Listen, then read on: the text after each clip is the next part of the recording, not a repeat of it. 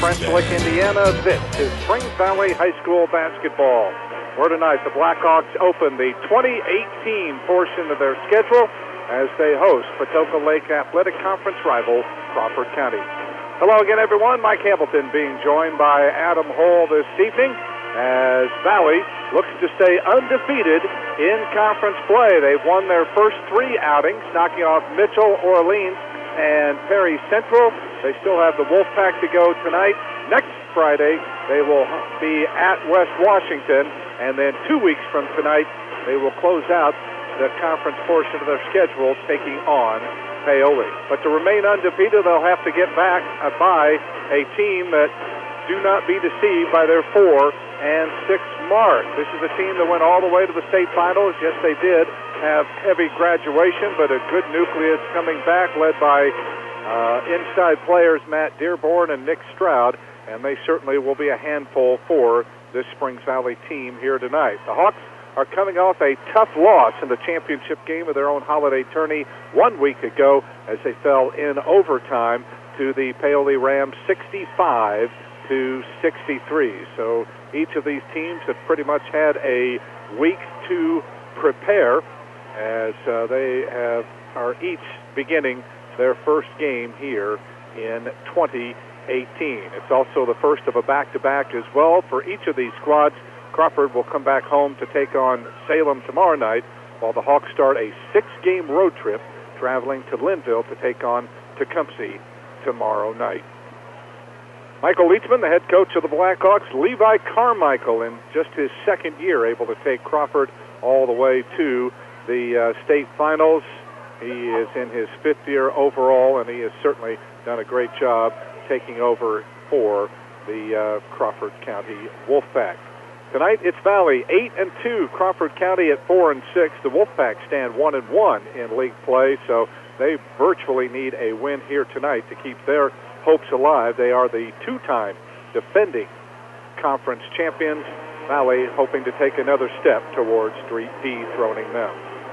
Valley and Crawford, the Wolfpack have won the last 7 meetings between these two schools, including 3 straight here on this floor, and again another streak that Valley would like to end tonight. Tip-off just a little less than 15 minutes from now.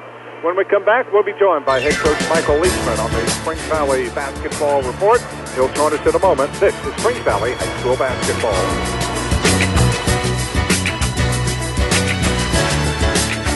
It's 2018. Is your 2018 New Year's resolution to find or refinance your forever home? Will you start planning for retirement? Are you preparing to open a business? If so, Springs Valley's team is here to enhance your financial quality of life. Visit svbt.com, call 800-843-4947, or stop by any of our banking centers to learn more about the many products and services Springs Valley has to offer. Let Springs Valley Bank and Trust make 2018 your best financial year yet. Member FDIC, Equal Housing Lender.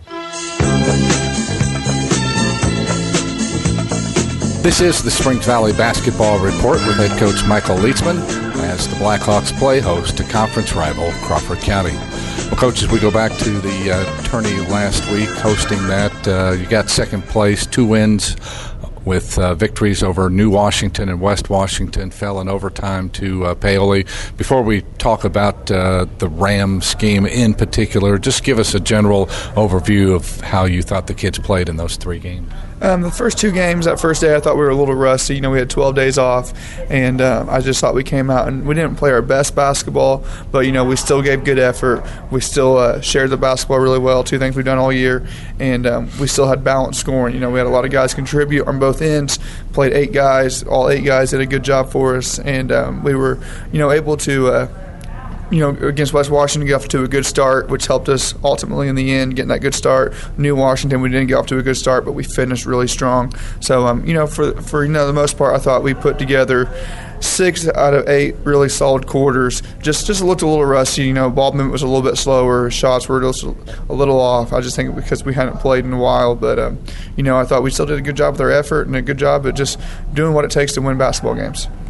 Everybody anticipated a Valley-Paoli matchup, and that's what they got. And, again, just your assessment throughout the course of the game of how the guys hung in there. I thought we got off to a bad start, similar to the Salem game. You know, we kind of came out and had a couple of really really bad unforced turnovers. Just looked a little sloppy, little maybe nerves or something, but we just kind of weren't executing to our best, the first start of that game. But take away that first quarter, and I thought we played really, really good basketball. I thought both teams played good basketball. I thought it was a really, really good game. I think everything was great except for the final score at the end. But our kids made big plays all night, made winning plays all night, and so did Paoli. We just needed one more winning play late in that game. We had a chance to win it. We just needed one more winning play, and we just couldn't find it. And you got to give credit to Paoli. They played a little bit more desperate at the end, it seemed like, where they really got after us. And I thought we kind of got back on our heels, just even though it was just for 30 seconds, but that 30 seconds, cost us in a game like that. So overall, I thought we did a lot of really good things. I thought we had great balance. I thought we shot the ball really well. We actually tied them in rebounds. We got bullied the first quarter on the boards, but after that, we played really good on the boards. Transition, they got us really early in the game, but after that, we were able to get back on defense, which are two very important things. Turnovers, we did a really good job taking care of the basketball to the last couple of possessions, and we had some unforced turnovers. But, those three things are very important when you play a team like Paoli, taking care of the basketball, rebounding, getting back on defense. And for 3 quarters, I thought we did those 3 things really well. 1 quarter, we weren't as good as what we could be. So that's something we can build off of going into the next game against them. But overall, it's just a really good basketball game. Just a tough one to lose, honestly.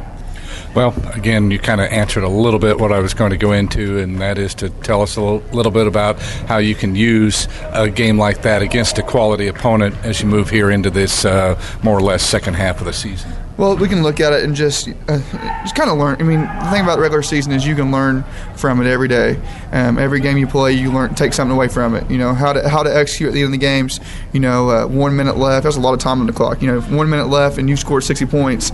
You want to look to score. And I thought we kind of got a little stagnant at the end. I think our guys were looking for a good shot, and they passed up on a lot of opportunities. So I think we learned from that just how to execute at the end of games a little bit better offensively. And you also learn, moving forward, next time we play them, which we still got a while, we got some big games in between then, but going forward, we got to get off to a better start, got to focus a little bit more on the boards, focus a little bit more on transition, and take care of the basketball a little bit better if we're gonna get our chance to beat them with conference, coming up. So just learn from that, and just every game we've took something away and learned from it. I think the big one from the Paoli game was just executing at the end of the games and understanding that you've got to stay aggressive. I think we are 8-2 right now. I think we're 10-0 right now if we play aggressive basketball for 32 minutes. I think we played aggressive basketball for 28 minutes against Salem. That cost us those 4 minutes that we didn't. I thought we played aggressive basketball for 35 minutes against Paoli. That 1 minute cost us. So I think, you just learn from every game. That's the beauty of the regular season. Coach, we touched on this a little bit in that each of the 4 weekends in January will be back-to-back. On 3 of those 4 will be the conference games, and that's the way I think any team wants it, to have almost the entire week to be able to focus on that PLAC team, and you've got a tough one coming up here tonight. Yeah, that is nice that we get them the first game each of the back-to-back nights. But, it's still tough to prepare for both teams because, the Saturday games are tough games too. Tecumseh is playing really good basketball right now. Shoals is playing really good basketball. Du Bois is playing really good basketball. So, we got a tough stretch of 6 games coming up this month back-to-back. And, but, first things first, one of our big goals this year is win conference. And if we're going to first half of the season, we put ourselves in position to control our destiny in the conference. We're 3-0. We play the next 3 teams this month, and a chance to go 6-0 if we do the things that we need to do.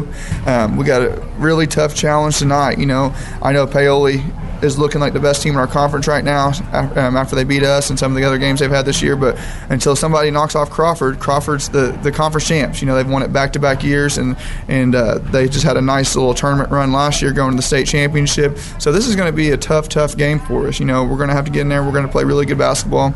Same things to touch on against Paoli. You got to rebound, you got to take care of the basketball. Crawford really gets into you defensively. They got some good athletes that hit the boards hard. You got to limit them to 1 shot, and you can't give them easy points just off turnovers. So if we can do those 2 things, execute offensively, because they're going to get into us, we got to be able to keep our composure and execute offensively. Defensively, be the aggressors. 32 minutes being aggressive, that will help us. But it's not going to be any easier tonight. This is probably the best, if not one of the best teams we'll play so far this year in Crawford County. Don't look at their 4-6 record, because they might be the best 6-loss team in the state right now, honestly.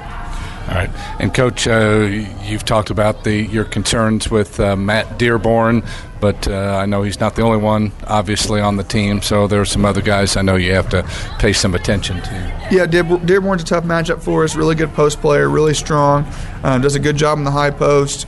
But they've also got some really good guards, and I think basketball, I'm a little biased, but I think basketball is a guards game. You got to have good guards to be successful, and Crawford has good guards. The Coleman kids are really having a really good season. He's a senior now and having a really good year. We've got to be able to contain him, not let him get easy looks at three. They got some guys that can really score the basketball and really can create for themselves. They start 4 guards, sometimes 4 guards. They have the Shroud kid inside too. They might start him tonight. I don't know, but they got some good guards that can make plays, but we also have good guards, so we got to make sure our guards win that battle of the guards, and that we do a good job playing team defense on the Dearborn kid down low. All right, and finally, Coach, the last of 9 straight here at home. Won't be at home again until the end of January, so 6 straight on the road, and I'm sure one last time you're hoping to take advantage of the friendly confines. Yeah, we've proved the last 2 years we're a really good home team. We look pretty comfortable playing at home right now. Unfortunately, that ends, and after tonight, we got a tough road stretch, but we're also 2-0 on the road. So, that's something that can be looked at too, and a little bit encouraging that we did win 2 really tough road games early in the year, 2 games that came down to the last minute, last second. So we have proved that we can be successful on the road.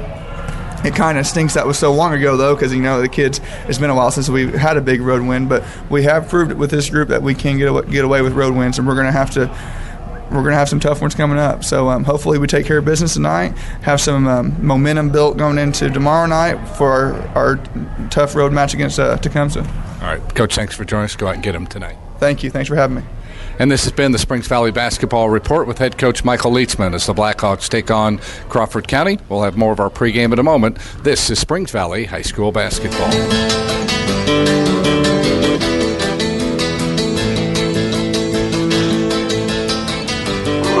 I'm joined now by the head coach of the Crawford County Wolfpack, Levi Carmichael. And, Coach, before we talk basketball, congratulations to you and Amanda, the birth of your daughter, and certainly I have a feeling that's going to take up a lot of your time, as is basketball as well. Yeah, it's, Amanda and I had tried for several years, and I think we had exhausted about every avenue, and when we decided things were done, I think God had a different plan, and we got blessed with a little baby girl, and she's wonderful, and they're at home, staying healthy, staying away from all this flu, and hopefully she'll get to come to the basketball game really soon. Coach Michael Leitzman said he thinks you guys are the best 6-loss team in the state. I don't know if that's true or not, but tell us how this season's gone for you. Well, I think, obviously there were really high expectations coming into the year. I think we knew that we had a lot of holes to fill. I mean, we had a terrific senior group last year, and it really took us. It took me a while. It's taken the boys a while to kind of figure out who needs to be doing what, how we need to play. And I think we kind of lost a little bit at the beginning of the year. Hey, this is how we do things now, and I think we kind of got away from that. And probably a little stubbornness on my part, there were some games where we did some things that just weren't typical of Crawford County. We weren't playing hard. We weren't playing with any enthusiasm.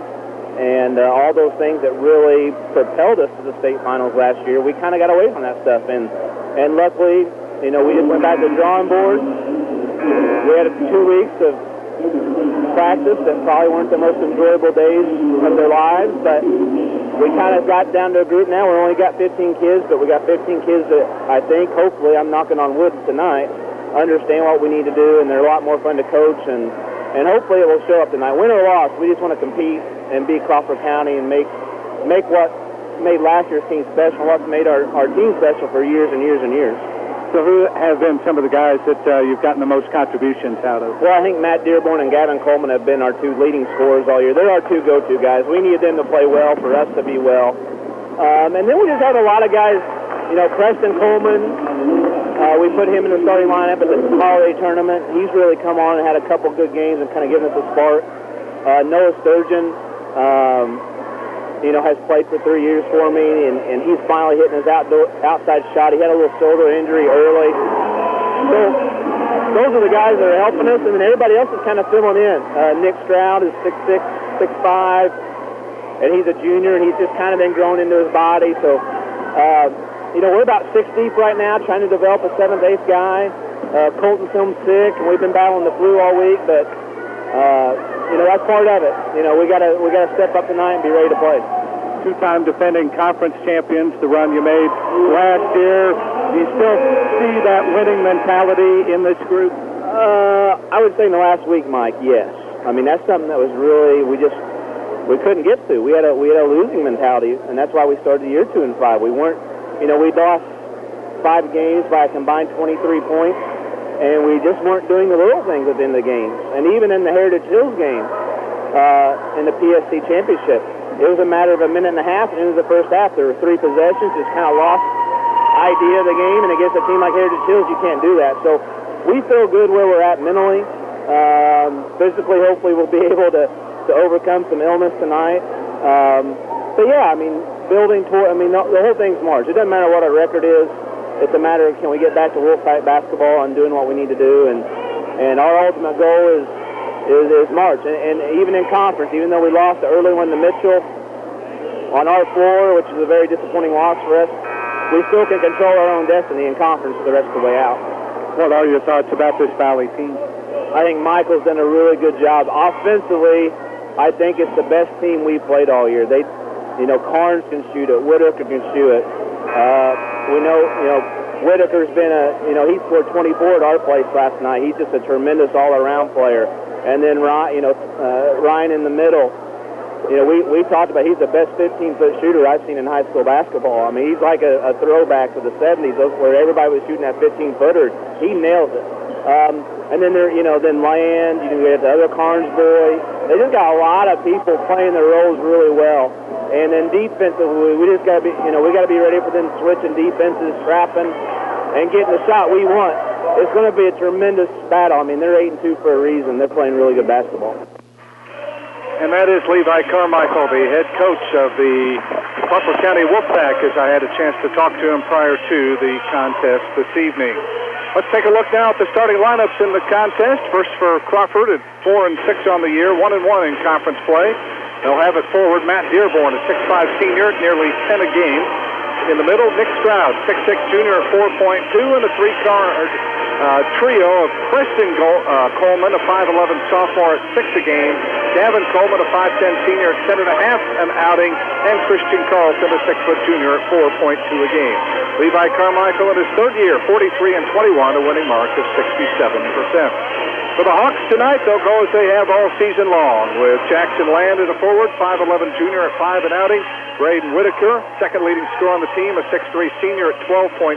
In the middle, Ryan Tao, the 6'4 senior at 10.5 points per contest.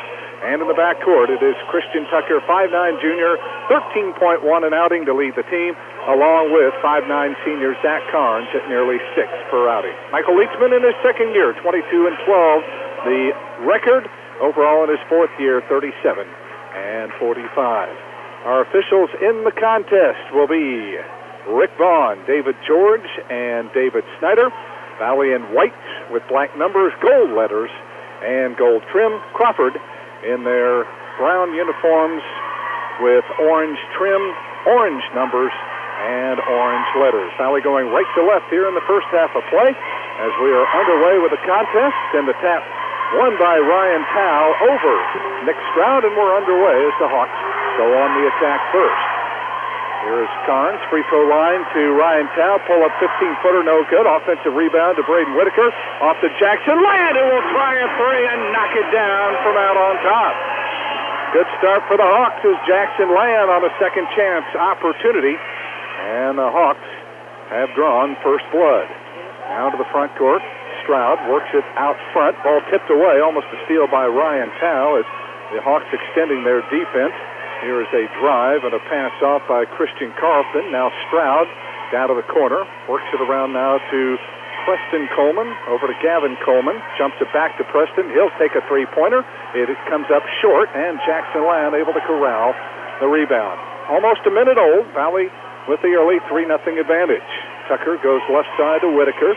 Braden shoots a free throw line to Tao, drives around Stroud, can't get the shot off, to Tucker, up top to Whitaker. Now they swing it around to Carnes here on the left side. Back to Jackson, top of the circle. Drives it right, comes back to Carnes, works it around to Whitaker. Hawks being patient on this trip as Tucker beats his man, kicks it down to the corner to Land. He'll try a three and get it, bury it! Oh, Jackson Land 2 for 2 now as he is loaded up from downtown, and a quick 6-0 start here for the Hawks. On the left side to the baseline, Gavin Coleman brings it out, clears it away to Carlton, can't get the three, works it around now to Noah Sturgeon, who's actually getting the start tonight, to Stroud. Matt Dearborn not in the starting lineup, and here's a wide-open three look by Sturgeon. Can't get it to go, and Ryan Tao able to corral the rebound. Almost 2 minutes in. Quickly into the front court, Whitaker sealed off along the baseline, goes to a cutting Ryan Tao, who got bumped and fouled by Nick Stroud on his drive to the goal. So our first foul of the night goes on Crawford as Nick Stroud picks up this personal foul. And Levi Carmichael will waste no time in bringing in Matt Dearborn, the 6'5 senior. So it was actually Sturgeon getting the start, but Dearborn wastes no time. Almost a steal on the pass by Carnes. Tucker picks it up to Land, who drives to the baseline. Weak side pass to Tao, who takes it in, draws contact, and he'll be on the line twice. And I think they'll get Preston Coleman here on this personal foul. They will, as Hawks attacking the basket at him early on. Yeah, big 6-0 lead for the Blackhawks, and what's really helping them so far to get out to that 6-0 lead is good, crisp passing.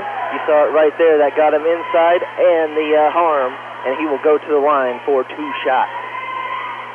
And the first free throw by Ryan is good. As we'll see Nick Stroud come back in, out will go Preston Coleman. Ryan will have a second free throw as Hawks looking for an early 8-0 lead, and they get it as Ryan drops in the free throw.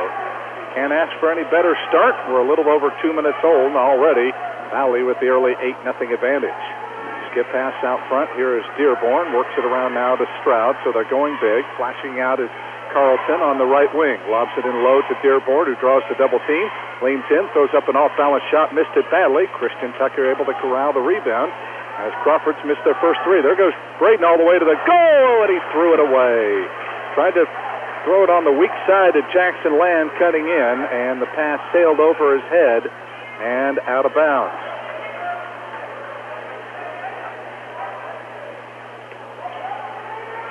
.5:20 to go here in the opening quarter. Off the screen, there goes Gavin Coleman.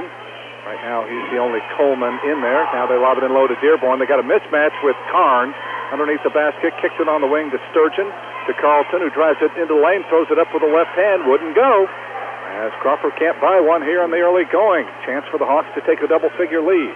Carnes out front, works it around now to Tucker. Up top to Stack again, over to Whitaker. Braden on the wing, looking for a cutting Tucker. Can't go that away. Throws it out top now to Carnes. Nice crossover move. Back to Braden. Three on the way. It's good! Oh, what a start for this Springs Valley team! And it'll prompt a timeout by Levi Carmichael as the Hawks have drained 3 triples here in the first 3 minutes and 17 seconds and have raced out to an 11-0 lead on the Fast Eddie's Country Store and Deli scoreboard. Chicago's Pizza, good. Stop by Chicago's on the Boulevard in French Lick for the Salad Bar Lunch, 11 to 1:30, Monday through Friday. Salad, pizza, breadsticks, and drinks, all for $7.99 at Chicago's Pizza in French Lick. Well, Adam, what a difference a week makes. In the game against Paoli, the Hawks got down by 8 in the opening quarter, but they have answered the bell strong here in these first few minutes. Yeah, they definitely playing a lot better. Got off to a good start in this game, 11-0, that's obvious. And, well, what it was they're taking care of the basketball and making great passes, and that's leading off to this 11-0 lead. Crawford with the ball, out of a timeout. Carlton has it up front, works it around now to Sturgeon, back to Carlton on the left side. Trying to look inside to post up Stroud. Crawford does have a definite size advantage, but the Hawks trying to seal that inside. Here's Sturgeon taking the skip pass, throws the double team, and we're going to reach-in foul here. And I think they got Zach Carnes on this personal, and they do. So that's the Hawks' first personal of the night. And Gavin Coleman will trigger it in. Gavin started on that state finals team from a year ago, pretty much the lone starter along with Noah Sturgeon from last year's squad. Nearing the halfway point, Crawford still looking for their first points of the game. Flashing out high is Carlton, works it down to the right side to Sturgeon. Looking inside for Stroud, can't go to him. They swing it around now to Gavin Coleman. He drives the baseline against Land, tries to lob it in low, tipped away. Oh, grabbed by Stroud underneath. Boy, that was just a fortuitous bounce there, and it just came up in Stroud's hand underneath the basket. He lays it up and in. Crawford took him more than half the quarter to score. To the wing goes Whitaker, cut off and threw it right into the hands of Carlton, and Jack Carnes has just picked up his second personal foul. At that time, Crawford anticipating the pass. And that's been a big bugaboo for Zach Carnes. He always seems to get into a major foul trouble early in the game. And if he rights that ship, then he'll start being a better, more complete player. Second turnover on the Hawks. Crawford gets it back now. Carlton out beyond the arc, drives it to the foul line, can't get the shot away. Now they lob it in low to Dearborn, turns against Cole Cooper, throws up the shot, rolls off the rim, tipped out long and grabbed by Christian Tucker. Well, they had a mismatch there. Cole Cooper coming in during that last break, replacing Zach Carnes, who has the two personal fouls. Here's a pull-up three that is gone by Christian Tucker. Oh, the Hawks cannot miss from downtown. Their fourth three here in the opening quarter. And it's suddenly a 12-point lead at 14-2. Carlton into the lane. Hands off now to Stroud. Now Sturgeon flashes out on the right wing. Trying to post up Dearborn. They go into him. Draws the double team. Back to Sturgeon in the corner. Trying to go back to Dearborn in low. They go to him. He turns. He spins in, and he traveled with a basketball. Good call by the officials as, again, the Hawks putting all sorts of pressure on Matt Dearborn inside. Yeah, great pressure. Definitely, Coach Leachman is definitely doing that here tonight. He's double-teaming the bigs down low and forcing them to handle the ball, and therefore it paid off right there with that travel call. Trenton McElfresh is also checked in now for the Hawks. He's got it on the left side, 5'10 senior, nearly 5 and outing. Cole averaging almost 3 a game. Tao has it deep on the right wing, looks, top of the key to Land, drives it into lane, pull up 10-footers short, and the rebound pulled out of there by Stroud. Outlet to Coleman, down the lane he goes, runs over Christian Tucker, they're going to count it, and they're going to put the foul on Christian. Oh, it looked like he drew the charge. He has had a bunch of those tonight. And, well, actually, they're going to put the foul here on Trenton McElfresh. So the charge was irrelevant, and instead they get Trenton on the foul. Apparently he was behind Gavin Coleman as he put up the runner. So he'll get credit for the basket. Yeah, he just reached in at the last second, drew some contact, and the shot went in. And I think had he not done that, that would have been a definite charge. Misses the free throw, though, so it's still a 10-point Hawk lead under 2 minutes to go, opening quarter. Here's Cooper, deep on the left wing, looking. Free throw line now to McElfresh. Takes it into the lane, stops, and threw the ball away. I'm not sure. He was trying to skip past. Land and Tao were right in the middle of where that ball went. So already 3 Hawk turnovers. That's been the bad mark to them so far. Otherwise, they have looked solid. Out front, Carlton against McElfresh on the dribble, top of the key, sends it left side. Over now to Coleman. He drives on Cooper, throws up a wild shot, and they're going to call the foul here on Cole. Ooh, I think that would have been a better no call on that one, but that's not my call to make, as he drove the lane, and I felt like he kind of just tripped over his own feet there and fell backwards, but I was going to say, Cole Cooper was moving backwards the whole time. Hard to call a foul when a guy's moving backwards like that. Free throw is good by Gavin Coleman. He's got his 3rd point. Now Braden Whitaker checks back in, Trenton McElfresh out, and Isaac Carnes makes his debut into the game, the 5'11 sophomore at 2 a game. replacing Trenton McElfresh with a minute 27 to go here in the opening quarter. The Hawks with an early 9-point lead, now make it 8 as Coleman gets that one to go. 14-6 on the Fast Eddie scoreboard. Tucker will bring it into the front court, leave it off now for Land. Jackson picks up the dribble, turns, hands it over now to Tucker on the left side now to Cooper. Into a cutting Jackson Land, knocked away by Gavin Coleman. There was contact, no call. Coleman down the lane, dips, dumps it off, and we're going to get an offensive foul called here on Gavin Coleman. Boy, Christian Tucker is so good at taking the charge. And he again got into the path of Coleman, and this time they did call the offensive foul. Yeah, Coleman definitely running out of control, threw the ball off at the last second, but it didn't matter as his forward momentum took him into Christian Tucker, and Tucker with the charge. Carnes right side under a minute to go, opening quarter. Hawks trying to reestablish a double-figure lead. They've got Land isolated on the near side with Coleman. Instead, they swing it around the perimeter to Cooper. Free throw line now to Whitaker. Braden holds, hands it off to Cooper. Down the lane he goes. Double clutches, puts it up and got it. Nice move by Cole Cooper. He stopped right in front of Matt Dearborn and just kind of floated one up and got it to go. And the Hawks do have a 10-point lead now. Again, at 16-6, they've led by as many as 12. And I thought Cooper was going to get an and one as I saw somebody push a forearm into his back, but they decided that wasn't worth blowing the whistle on that one. We'll see if the Pack want to play for the final shot of the quarter. We're down to 12 seconds to go. Looks like they will. They'll also get the ball to start the second quarter. Flashing out is Coleman on the wing, drives it on Land. Pull-up 10-footer is off the rim, no good. Rebound to Cole Cooper. 3 seconds to go. And from three-quarters court, Tucker will heave one up, and it's over the backboard as we end the opening quarter. Great start for the Hawks as they'll take a double-figure lead to the second quarter. After one on the Fast Eddie's Country Store and Deli scoreboard. Valley up 16-6 on Crawford. We'll return with the second quarter in a moment. This is Springs Valley High School basketball.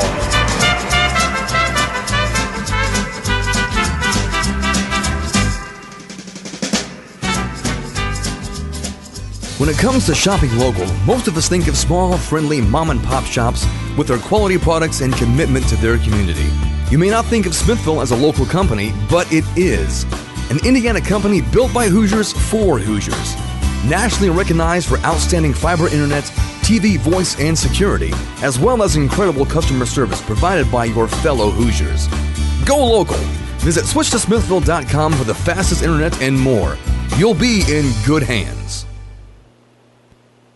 Hello to all you drivers from your friends at Valley Marathon, where 8 pieces of chicken is just $7.99 every day, including Sundays. Quality Marathon gas, and now we're cooking fried chicken daily. 2-liter bottles of Coke and Pepsi, only 99 cents this month at Valley Marathon in West Baden.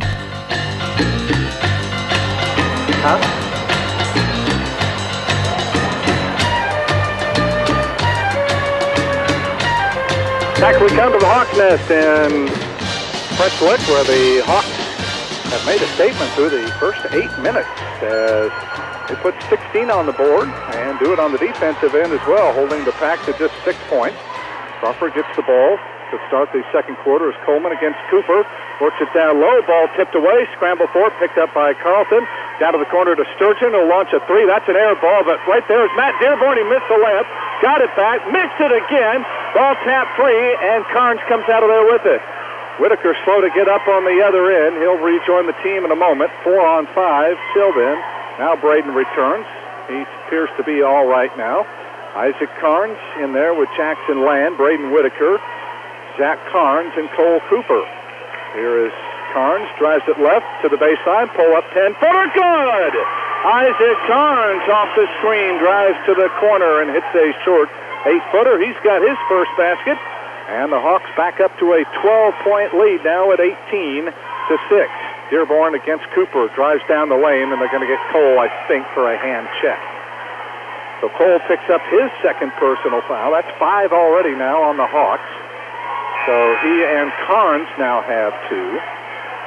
And we're going to see Preston Coleman check back into the lineup for the Pack. And out will go Caleb Newton, a 6-foot senior who just played for the first minute or so of the second quarter.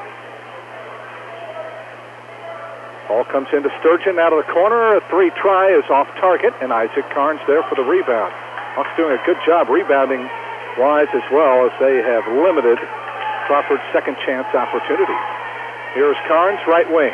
Clears it up top to Land. High post, Whitaker. Waits for the second man to go through and instead clears it out top to Carnes. Jack on the dribble out front as we see Crawford in a man. Jackson Land has it. He drives the baseline and he had it knocked out of bounds by Gavin Coleman.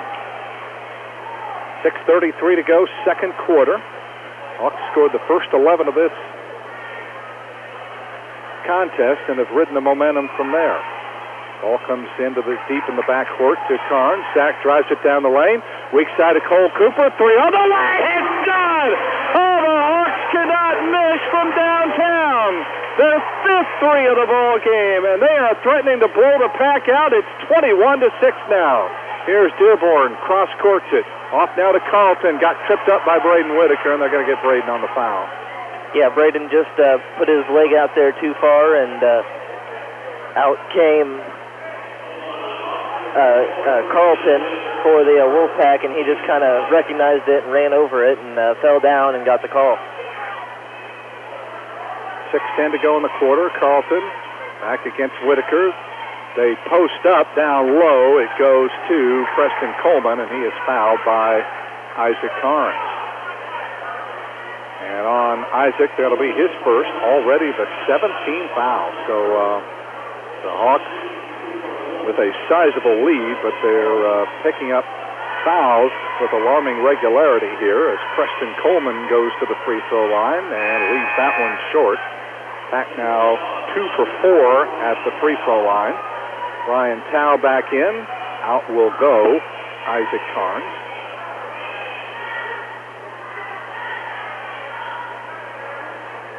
Nick Stroud getting set to check back in here momentarily, and he will as Coleman hits that free throw. He's got his first point of the contest. 21-7. Matt Dearborn will come out. It's been a struggle for Matt Dearborn thus far. Now we're going to see some full court pressure being applied by Crawford. Now they'll relinquish it a little bit as Carnes gets it into the front court. Zach the only one. And, we're going to get a traveling violation here on Braden Whitaker. He tried a little stop-and-go move and got called for the walk. Yeah, wanting to definitely fake and drive, and most officials won't let you get away with that, but I think that was a great call because I think he did take one step before dribbling, and that's a good call on the travel. Now Valley's going to apply some 2-2-1 full-court pressure. Carlton gets it over to Gavin Coleman. Back to Carlton. Into the front court. Nice job by Cole Cooper to anticipate that wing pass, and he got over and was able to swat that one out of bounds. Yeah, Valley doing a good job of getting in the passing lane from Crawford County's lazy passing. Is no way to sugarcoat that. They need to do some more hard, crisp passes and get that ball to the intended receiver. Carlton against Whitaker. Tries to go in low. And Zach just picked up his third foul. He tried to reach around from behind, and the officials aren't going to allow that. So Zach has picked up his third foul with still 5:38 to go in the first half. That'll prompt Christian Tucker to return now, as Preston Coleman will go to the free throw line. And the only thing that might hurt the Hawks tonight is getting into some serious foul trouble. One in bonus here for Preston Coleman. First one is up. It is good.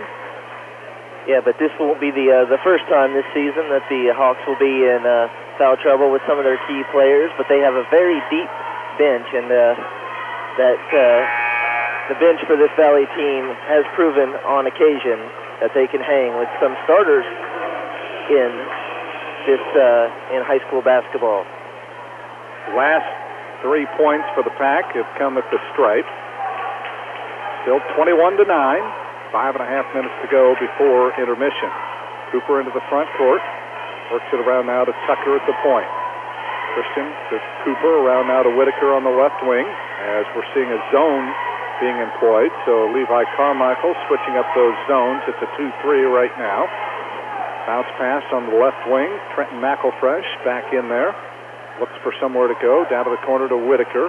Trying to post up Cole Cooper, but he's giving away about 6 inches to Nick Stroud there, and that's probably not going to work. Here is McElfresh, top of the key, looks to drive it into the lane, kicks it off to Cooper. He just hit a three from that point. He won't take it. He does get the return pass from Whitaker now, and throws it back out now to Braden, who drives it right. stops, cross-courts it to McElfresh. He drives, takes it in, double clutches, fires it off the glass, and got the roll. Nice move by Trenton there with a little angled move, and he kissed it off the window for his first two. Valley by 14. Yeah, great possession there by the Hawks. They were very patient against that zone, and McElfresh just worked it in and got the easy two-pointer. Sturgeon out front, wears the sleeve on the right arm. Off now to Dearborn, drives it on Whitaker. Down the lane he goes, scoops it up and in. First points of the game for Matt Dearborn. He sliced his way through the paint. And it's back to a 12-point Valley lead at 23-11. You know this game is far from over, even though Valley has a double-digit lead. You know Crawford is too good. They're going to make a run before all is said and done. Here is Tucker on the right wing. Moves it around now to McElfresh as Crawford stays in the 2-3 zone. We're past the halfway point of the second quarter. McElfresh down to the corner to Cooper. Works it around now to Whitaker. Hawks have been 3 happy thus far. That's what's helped jet them out to this lead. They've hit 5. Here is Tucker, left wing. Won't take the shot. Works it around now to McElfresh. Off the Ryan Tao screen. Clears it up top to Tucker. And the Hawks being patient. Once again, the Hawks having a very good possession right here against that zone, doing a good job. That's what you got to do to beat a zone. You got to be patient. You got to make some good passes. You got to find the open guy. Whitaker to Tucker, back to Braden. Over to Cooper again. This possession now has lasted nearly a minute. Now flashing in low is McElfresh. He fakes, and he's going to draw the foul. Ooh, boy. Levi Carmichael arguing that Matt Dearborn's arms were straight up in the air, but that's not the way. Rick Vaughn sees it. He calls the foul on Dearborn. That is his first of the contest, and Trenton McElfresh will go to the line here to shoot a pair. Yeah, I definitely didn't see the hold on that play, but the wild thing, Rick Vaughn, number 99, for any Major League fans out there, know the reference. I didn't see it, but he did, and he made the call. He gave McElfresh the 2 free throws, and he hits the first one. And he drains the second one. Hawks 4 for 4 at the line now. They lead by 14. That's 4 points for McElfresh. 3 minutes to go, first half. Here is Stroud out high. He's back in there, so Crawford going big because Dearborn's still in there as well. Carlton flashing out. Here's Dearborn, drives in, puts up a 10-footer and hits it. Matt Dearborn's got his 4th point. Don't let him get hot. 25-13. The Hawks got that double-figure lead in the opening quarter. And a timeout called now by Michael Leitsman here. And this will be a 30-second timeout as it comes. With 2:36 to go here in the first half, the Hawks up 12 on the Fast Eddie's Country Store and Deli scoreboard at 25-13. For certified Angus beef steaks served up the way you want in a great atmosphere, come to 33 Brick Street in French Lick. With a heated screened-in patio to make you feel like you're outside, come to 33 Brick Street in French Lick. You get the idea. For good food, all in a legendary atmosphere, 33 Brick Street, downtown French Lick. First of a back-to-back for the Hawks. In fact, we'll have a double-dip tomorrow, sandwiched around IU basketball as the girls making the trip down to Tecumseh as well. We'll start that one at about 1:15 with 1:30 tip, and then back with you around 7:45 tomorrow night as the Hawks take on Tecumseh. And almost a steal. Ball lost out of bounds, and they're going to say it is off of Crawford. Boy, that time on the inbounds, Lamb threw it into McElfresh, who was trapped down in the corner, and the Hawks lucky they didn't turn that one over. Yeah, and he had another option, and you got to realize if you have another option, you never want to go into the corner there because that just spells disaster just about every time. It almost did right there. Crawford really extending their defense right now. Hopefully that'll leave somebody open here if they make the right cut. Here's the trap again on Land. Off now to Whitaker.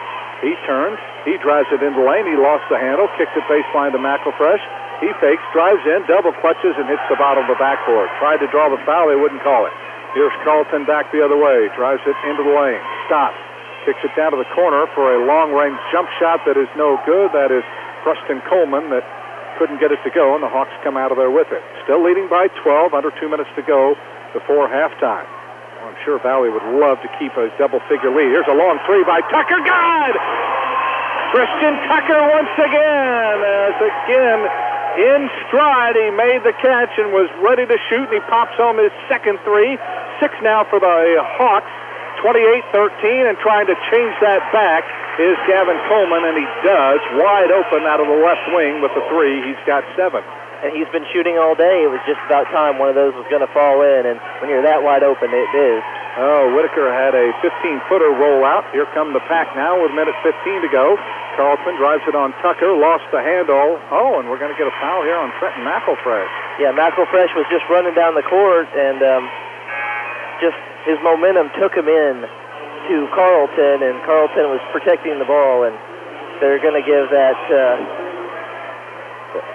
contact to Carlton, and he's going to shoot free throws. They'll have a 1-1. Second foul on Trenton McElfresh, the 9th team foul, so it's a 1-1. Free throw is no good, and the rebound, taken away by Carlton. He runs over Tao, and then he lost it out of bounds, I believe, or did he? Nope, they're going to leave it with the Wolfpack here. A lot of contact on some of these plays here that the officials aren't calling. But right now, Crawford getting the better of it. Here is Preston Coleman down to the corner, trying to post up Dearborn, and reaching around and poking it away is Braden Whitaker. He'll get it into the front court, leave it off now for Jackson Land again.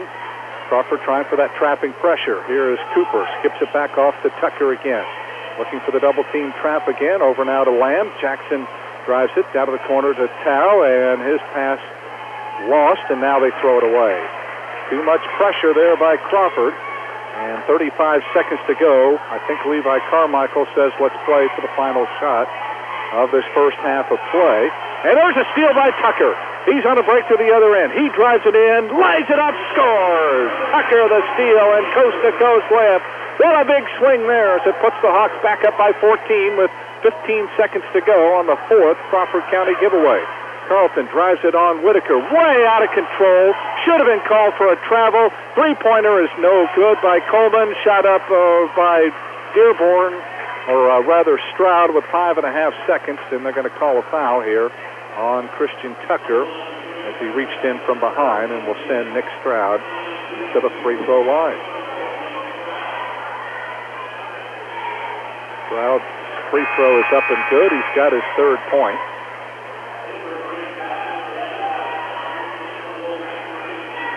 Free throw shot for Crawford now, just 4 for Valley. So that continues to be the norm here. Why? I have no idea. Second free throw is no good.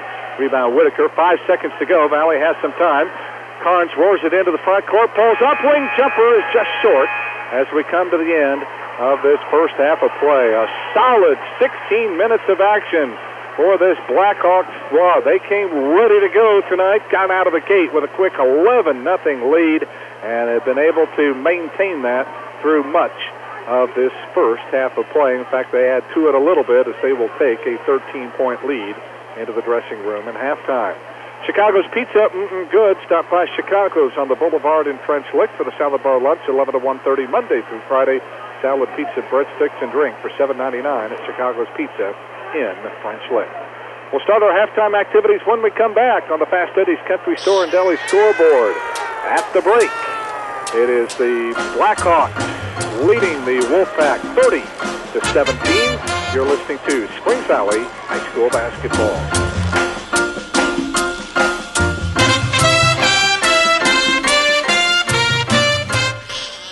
A message from Spring Valley Meadows and French Lick. As we age, recuperating from an illness or surgery may take more time than it used to. It's important for you to follow your doctor's discharge orders and include physical, occupational, and speech therapies when needed. Skimping on post-hospitalization therapy can cause potential falls and infections. So do it for yourself and do it for the ones you love. The road to recovery begins at Spring Valley Meadows and French Lick, where caring people make the difference. Call us at 936-9991. The folks at Denbo Funeral Home in English salute the Crawford County Wolfpack. The Denbo Funeral Home on State Road 64 in English, with Jay Brocksmith, co-owner and funeral director, serves all faiths and offers pre-arrangement planning and website memorials. Find out more about the benefits of pre-arrangement by calling Tina Baker, Administrator at the Denbo Funeral Home in English or the Dillman Green Funeral Home in Marengo. Call today, 338-2558. The Denbo Hello Funeral to all you Home drivers in English from your friends and at the Dillman Green Funeral Home in Marengo. Hello to all you drivers from your friends at Valley Marathon, where 8 pieces of chicken is just $7.99 every day, including Sundays. Quality Marathon gas, and now we're cooking fried chicken daily. 2-liter bottles of Coke and Pepsi, only 99 cents this month at Valley Marathon in West Baden. We're loyal to your family, your business, your future. Focused on you, Springs Valley Bank and Trust. You'll love our helpful staff, our warm and smiling faces. Latest tools and services, delivered by the friends you trust. We're loyal to your family, your business, your future. Focused on you, Springs Valley Bank and Trust.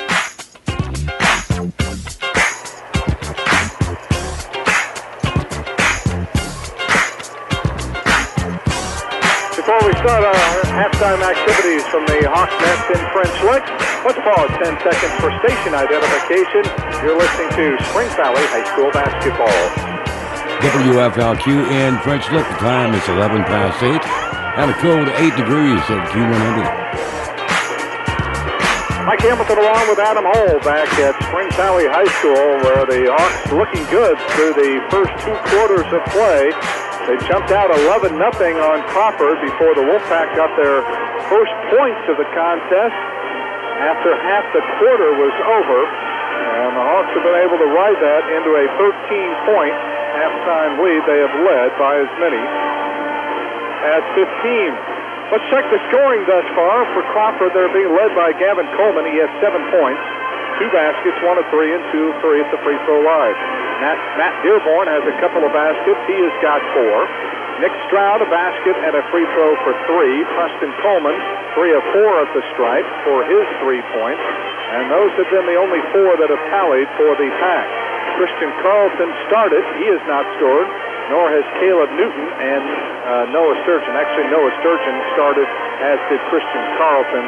Matt Dearborn's points off the bench right now, the only ones for the Wolfpack. Crawford only called for 4 fouls in that first half, surprisingly enough, as Valley was hit for 10. Nobody for Crawford had more than 1. For Springs Valley in the first half, leading the way is Christian Tucker. He has got 8. 2 of his 3 baskets have been from beyond the arc. Jackson Land, a pair of triples. In fact, he got the first 2 for the Hawks as they jumped out 6-0 on their way to an 11-0 start. 5 off the bench from Cole Cooper. He got into the three-point act as well. It's one of his 2 field goals, a triple. Trenton McElfresh has 4 on a basket and 2 out of 2 at the free throw line. Braden Whitaker's only field goal, yes, from downtown for 3. And Ryan Tao, 2 free throws for 2. And Isaac Carnes, coming off the bench, has a bucket for 2 points. So how's that for balance? 8, 6, 5, 4, 3, and a couple of 2s, as no less than 7 of the 8 players that got into the game for Valley have tallied. The only problem, Zach Carnes in some foul trouble. He picked up his 3rd with 5:38 to go in the half. He did not play the rest of the quarter. Cole Cooper and Trenton McElfresh each have 2. Other than that, nobody else has more than 1 for the Hawks. Valley led 16-6 after 1. They outscore the Wolfpack 14-11 in the second quarter, and they lead here at the break in this big PLAC encounter on the Pack Cities Country Store and Deli scoreboard over Crawford at 30-17. We'll step aside for a quick break. When we return, we'll look at the first half statistics. This is Springs Valley High School basketball.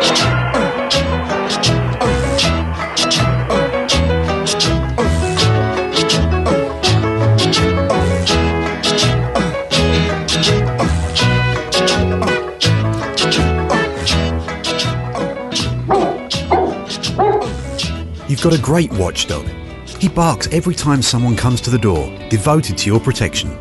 But he can't lock your doors, turn on your lights, or set the temperature of your house.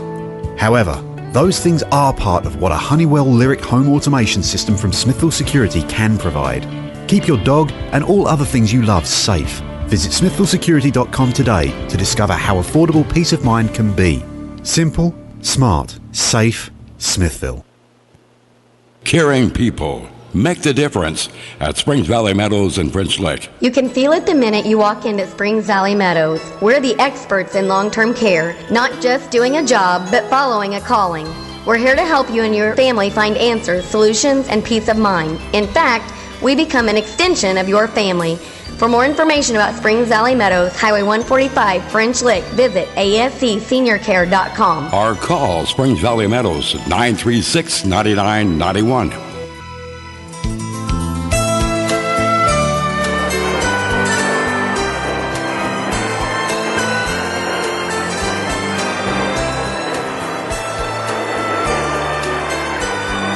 And back we come to the Hawks Nest here in French Lick, Indiana, home of the Springs Valley Blackhawks, where on the Fast Eddie's Country Store and Deli, Springs Valley Blackhawks lead this one 30-17 over PLAC rival, the Crawford County Wolfpack. Let's take a look at some of the first half statistics.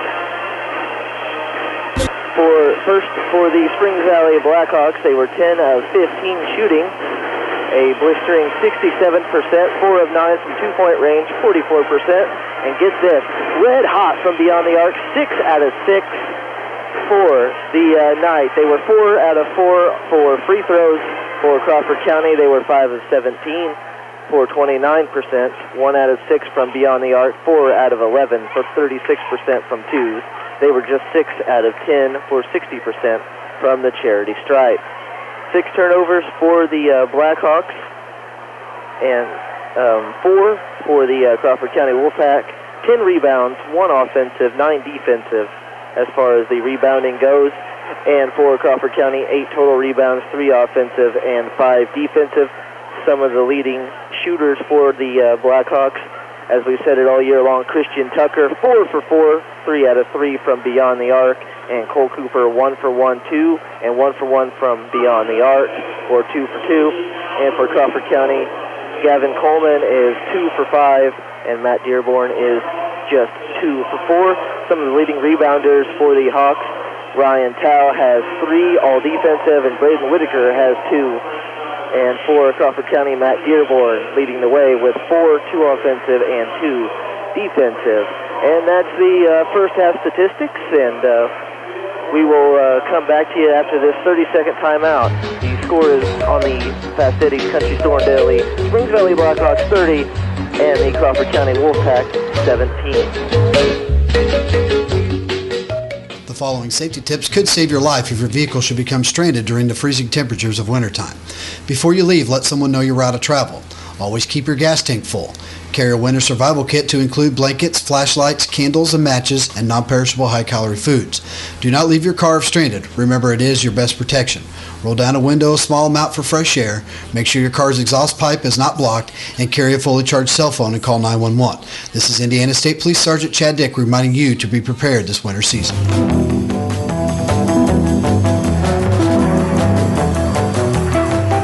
Hand-breaded fish and chips, tenderloins that are second to none, homemade soups, and a large selection of craft beverages, all served up in a great atmosphere. Come to 33 Brick Street in French Lick for a variety of other menu items, even for the most discriminating appetites, and a tantalizing kids menu. Come to 33 Brick Street in French Lick. You get the idea. For good food, all at a legendary atmosphere. It's 33 Brick Street, downtown French Lick. Ready to begin the second half. Hawks in white. Crawford County is in brown. Valley will have the ball. They are moving now left to right here in the second half of play. Zach Carnes starting along with Jackson Land, who drives around Stroud, picks up the dribble down to the corner to Whitaker, out front to Carnes, who drives it to the left wing and tries to skip it off to Jackson Land, and there is a kick. You know, we're seeing here, Adam, Crawford County really extend their defense, going for that double team trapping pressure, but what you're also hoping it'll do is really force Crawford to use a lot of energy here. And there's a foul on Matt Dearborn, 30 feet from the basket. He was defending Jackson Land, and as Land released the pass, Dearborn bumped into him and picks up his second personal foul, the first by either team now in this second half of play. Yeah, Crawford supplying trapping pressure and just trying to get around that was Land, and they got the body right into him. And the Hawks turned it away. They tried to work it in low to Tao, picked up by Carlton. He drives, he lobs it in low. Oh, there's Nick Stroud wide open as the Hawks went to sleep here. And not a good start here for the Hawks to begin this second half of play. Skip pass over to Jackson Land. Ken draws the double team, and a timeout call by Michael Leachman. He's not going to be able to do that all night, and the Hawks are going to have to figure out a way how to keep from dribbling into that double team trap. And I believe this will be a 30-second timeout. Nope, they're going to call it a full. So it comes just 56 seconds into the third quarter. And on the Fast Eddie's Country Store and Deli scoreboard, Valley's lead 11, 30-19 over Crawford County. We'll return with more Blackhawks basketball in just a moment. The folks at Denbo Funeral Home in English salute the Crawford County Wolfpack. The Denbo Funeral Home on State Road 64 in English, with Jay Brocksmith, co-owner and funeral director, serves all faiths and offers pre-arrangement planning and website memorials. Find out more about the benefits of pre-arrangement by calling Tina Baker, administrator, at the Denbo Funeral Home in English or the Dillman Green Funeral Home in Marengo. Call today, 338-2558. The Denbo Funeral Home in English and the Dillman Green Funeral Home in Marengo.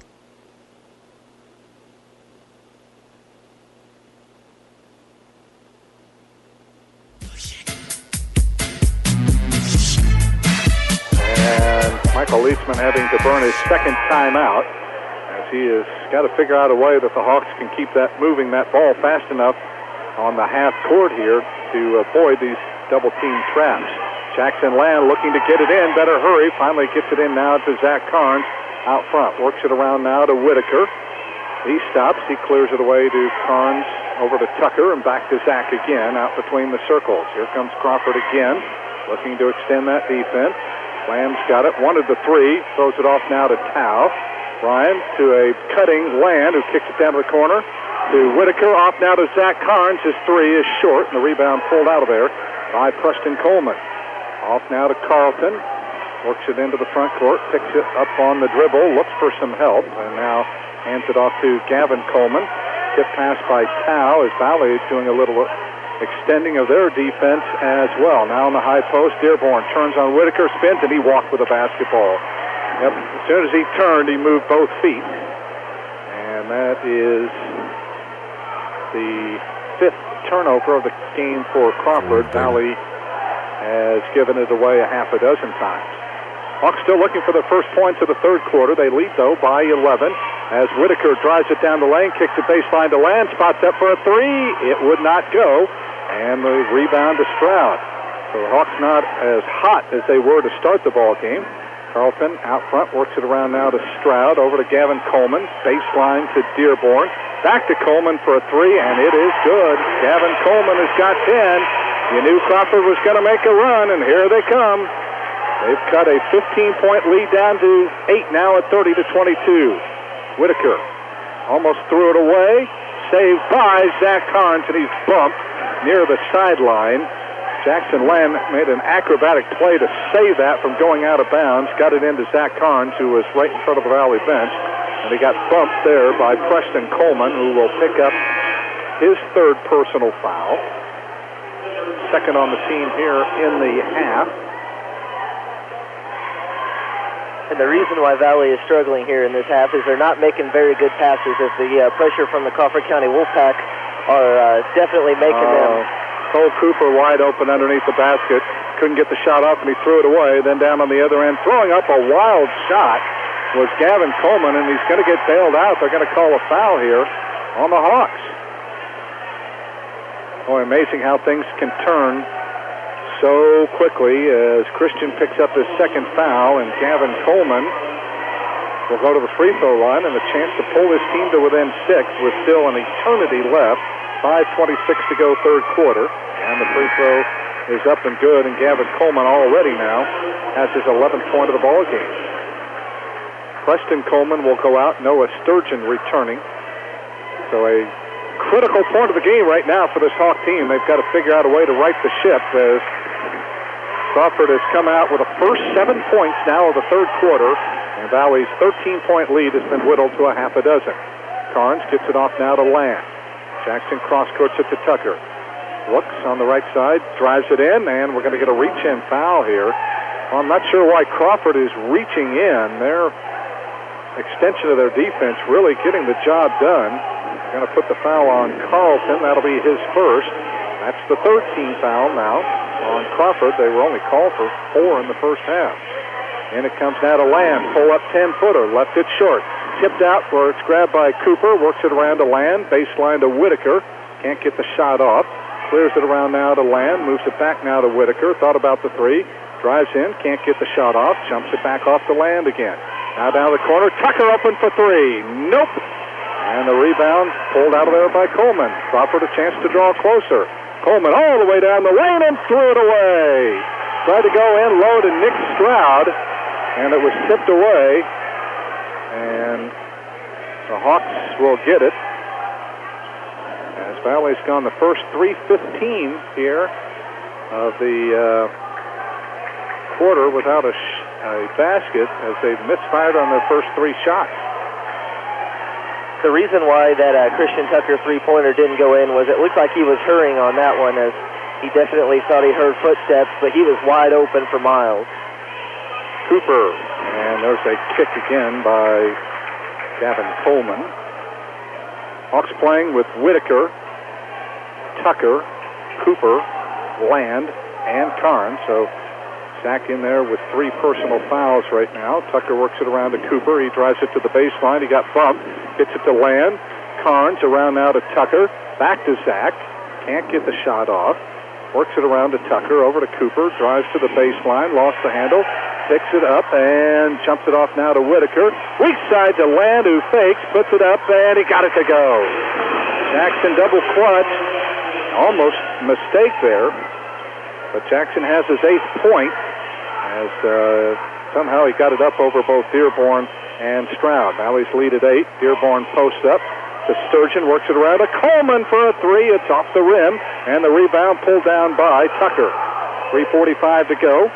On the right side, Land drives it in, stops, little up and under, move it on left hand, it's a beauty.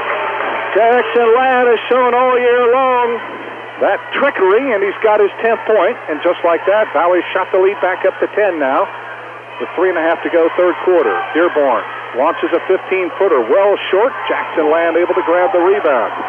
Let's see if the Hawks can extend the lead. Tucker, little crossover move down the lane, throws it up way too hard, tried to draw the foul and couldn't get it. Not a good shot that time. And that's Christian Tucker's just the second of the missed shot of the game, as that three-pointer in the corner that he kind of hurried was his first. He started the first half absolutely on fire. Sturgeon from way downtown wouldn't go, and the rebound pulled out of there now by Braden Whitaker, and he clears it away to Jackson Land. So the Hawks have scored 4 straight after giving up the first 7 of the quarter. So Valley trying to get it reestablished that 13-point lead they had at halftime. Hawks in no particular hurry. Land lobs it to Carnes. Over to Tucker. Can't take the 3. Drives down the lane. Lost it, but it's picked up by Cole Cooper. Looks for somewhere to go. Clears it back up to Carnes. Works it around now to Land. Jackson drives the baseline, and a bump and a foul on Matt Dearborn. So Jackson, with that quickness, able to get a step on Dearborn, who bumped him going by, and that'll be the 3rd foul on Matt Dearborn.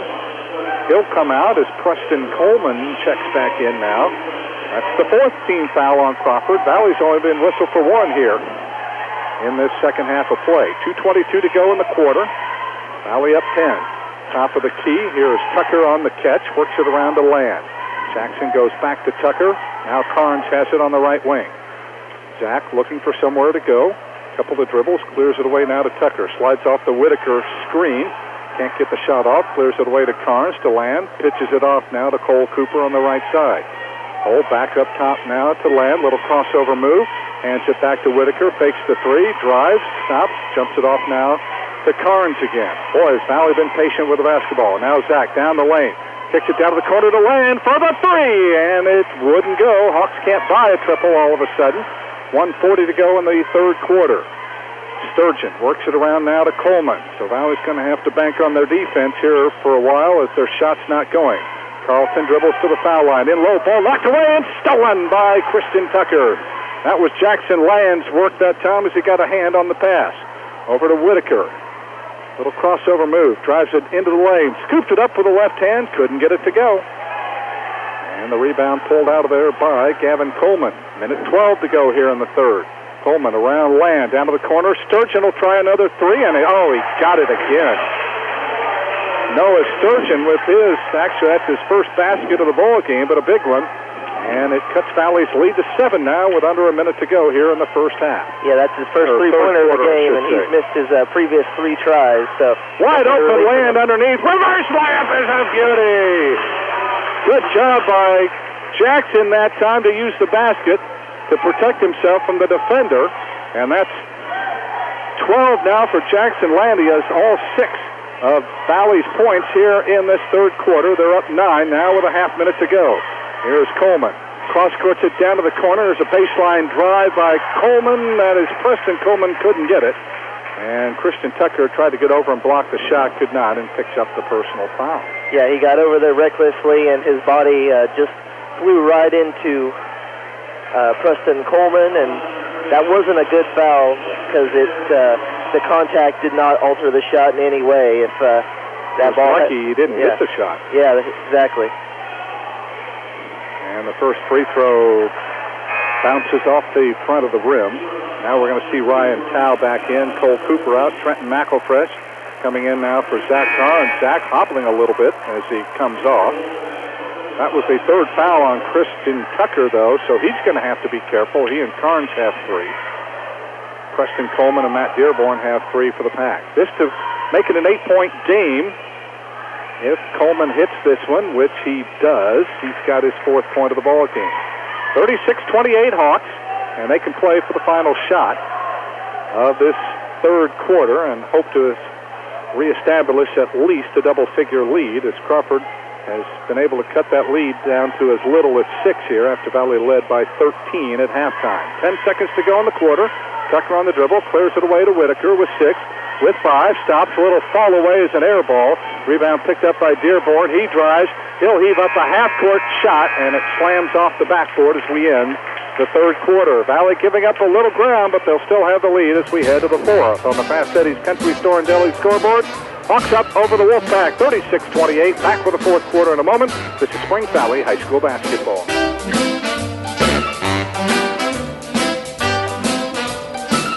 It's 20 Great Teen. Is your 2018 New Year's resolution to find or refinance your forever home? Will you start planning for retirement? Are you preparing to open a business? If so, Springs Valley's team is here to enhance your financial quality of life. Visit svbt.com, call 800-843-4947, or stop by any of our banking centers to learn more about the many products and services Springs Valley has to offer. Let Springs Valley Bank and Trust make 2018 your best financial year yet. Member FDIC, Equal Housing Lender.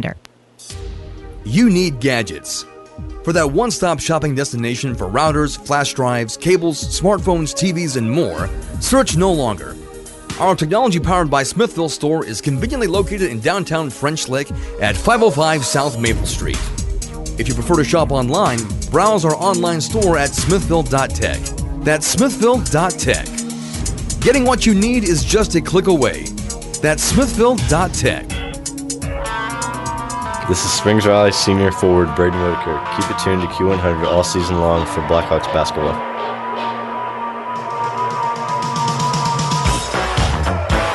With Adam Hole and our statistician Felicia Andrews, Mike Hamilton at the Hawks Nest in French Lick. As Valley takes an 8-point lead to the fourth quarter, but the Pack have the basketball. They've been rallying. In low, here's Dearborn, shot up good. In low, they got the lob into him. He's got 6. And Crawford just will not go away. 36-30. Tucker into the front court. Draws the double team. Clears it away now to Land. Jackson on the high post to Tao. Ryan turns. Jumps it off now to Tucker. Here comes a 3. Oh, big basket there. Christian Tucker, a huge field goal as he pops it from three-point land. He's got 11. And the Hawks regain a 9-point lead now at 39-30. Cannot say how big a basket that was. Here's Dearborn. Lobs it weak side to Stroud. Cut off. Throws it out of the wing to Carlton. Moves it around to Preston Coleman. He looks to drive it into lane. Throws up the runner. Missed it badly, and Ryan Tao out of there with it. And Trenton McElfresh is hobbling. He's coming up gimpy. So Valley may have to go 4-on-5. There's another three by Christian. Does it again! Oh, back-to-back threes! And a timeout called here. Let's see by who. I wonder if Michael Leachman had to call the timeout. He did, with 6:54 remaining, as Trenton McElfresh was hobbling, or did they just call the injury timeout? Nope, they give it to Crawford County. The timeout is by the Wolfpack, as the Hawks have shot themselves back to a 12-point lead, 42-30 on the Fast Eddie scoreboard. We'll take a quick break and be back with more Blackhawks basketball right after this. A message from Spring Valley Meadows and French Lick. As we age, recuperating from an illness or surgery may take more time than it used to. It's important for you to follow your doctor's discharge orders and include physical, occupational, and speech therapies when needed. Skimping on post-hospitalization therapy can cause potential falls and infections. So do it for yourself and do it for the ones you love. The road to recovery begins at Springs Valley Meadows and French Lick, where caring people make the difference. Call us at 936-9991. This is Springs Valley Junior Guard Christian Tucker. Now back to more Blackhawk basketball with Mike Hamilton on Q100. Chicago's Pizza, good. Stop by Chicago's on the Boulevard in French Lick for the salad bar lunch, 11 to 1:30, Monday through Friday. Salad, pizza, breadsticks, and drinks for $7.99 at Chicago's Pizza in French Lick. And as always, a debt of thanks to our good friends at Chicago's for providing the Q100 sports staff with another terrific pie. And on a cold night like this, nothing tastes better and nothing goes better with Springs Valley basketball than Chicago's Pizza. Out of the timeout, Coleman drives to the baseline, off to Sturgeon. He'll try a three, and he's got, man, oh man, all of a sudden the Wolfpack are really lighting it up from downtown. That's their third three here in the second half. But those two threes by Christian really stemming the tide, at least for now. Carnes back in there now for the Hawks. He dribbles around Preston Coleman, off now to Land, drives it to the wing, clears it up top now to Tao. 6:25 to go. Hawks up by 9. Down the lane goes Whitaker. Throws off the little runner with the left hand. Rattles it home. Count it and one. What a move by Braden Whitaker. He was anticipating the contact. Used the outside arm, the left. Got it to go. And he'll have a chance at a three-point play as Nick Stroud called for the foul. That'll be his first of the contest. Whitaker just his second field goal of the game, but a big one. And can he complete the three-point play? He sure does. Whitaker just sitting back there, dribbling, recognized the mismatch, attacked it, through the contact and the basket, and just like that, that's an old-fashioned three-point play. There goes Gavin Coleman down the lane, had a shot spin out, rebound tip long, grabbed by Tucker. He lost it, and then Stroud tried to save it from going out of bounds, could not, and it'll belong to the Hawks as Valley's pushed the lead back to 12. Crawford has made a couple of runs. They've been as close as 6 twice in the second half at 30-24, and then again a few moments ago at 36-30, but each time the Hawks have been able to fend them off. And that's the mark of a great team there. You weather a storm by the other team, they're going to make a run on you, and then you make a run right on them back. And they're going to call a blocking foul here on Matt Dearborn as Ryan Tao drove the baseline, and they say that Matt Dearborn did not have position, and that is the fourth foul on Matt Dearborn. So that is critical. That's also the 16th foul, so Valley with 5:53 remaining is going to be in the bonus the rest of the night. Tucker out front, works it around now to Land. Jackson on the right wing, free throw line to Whitaker. He drives, he's cut off, he turns back, he leans in, he scooped it up and got it! What a move by Braden Whitaker! Turned left, then turned right, then a little up and under move. He's got 8, and all of a sudden the Hawks have shot the lead up to 14 now at 47-33. 5:25 remaining.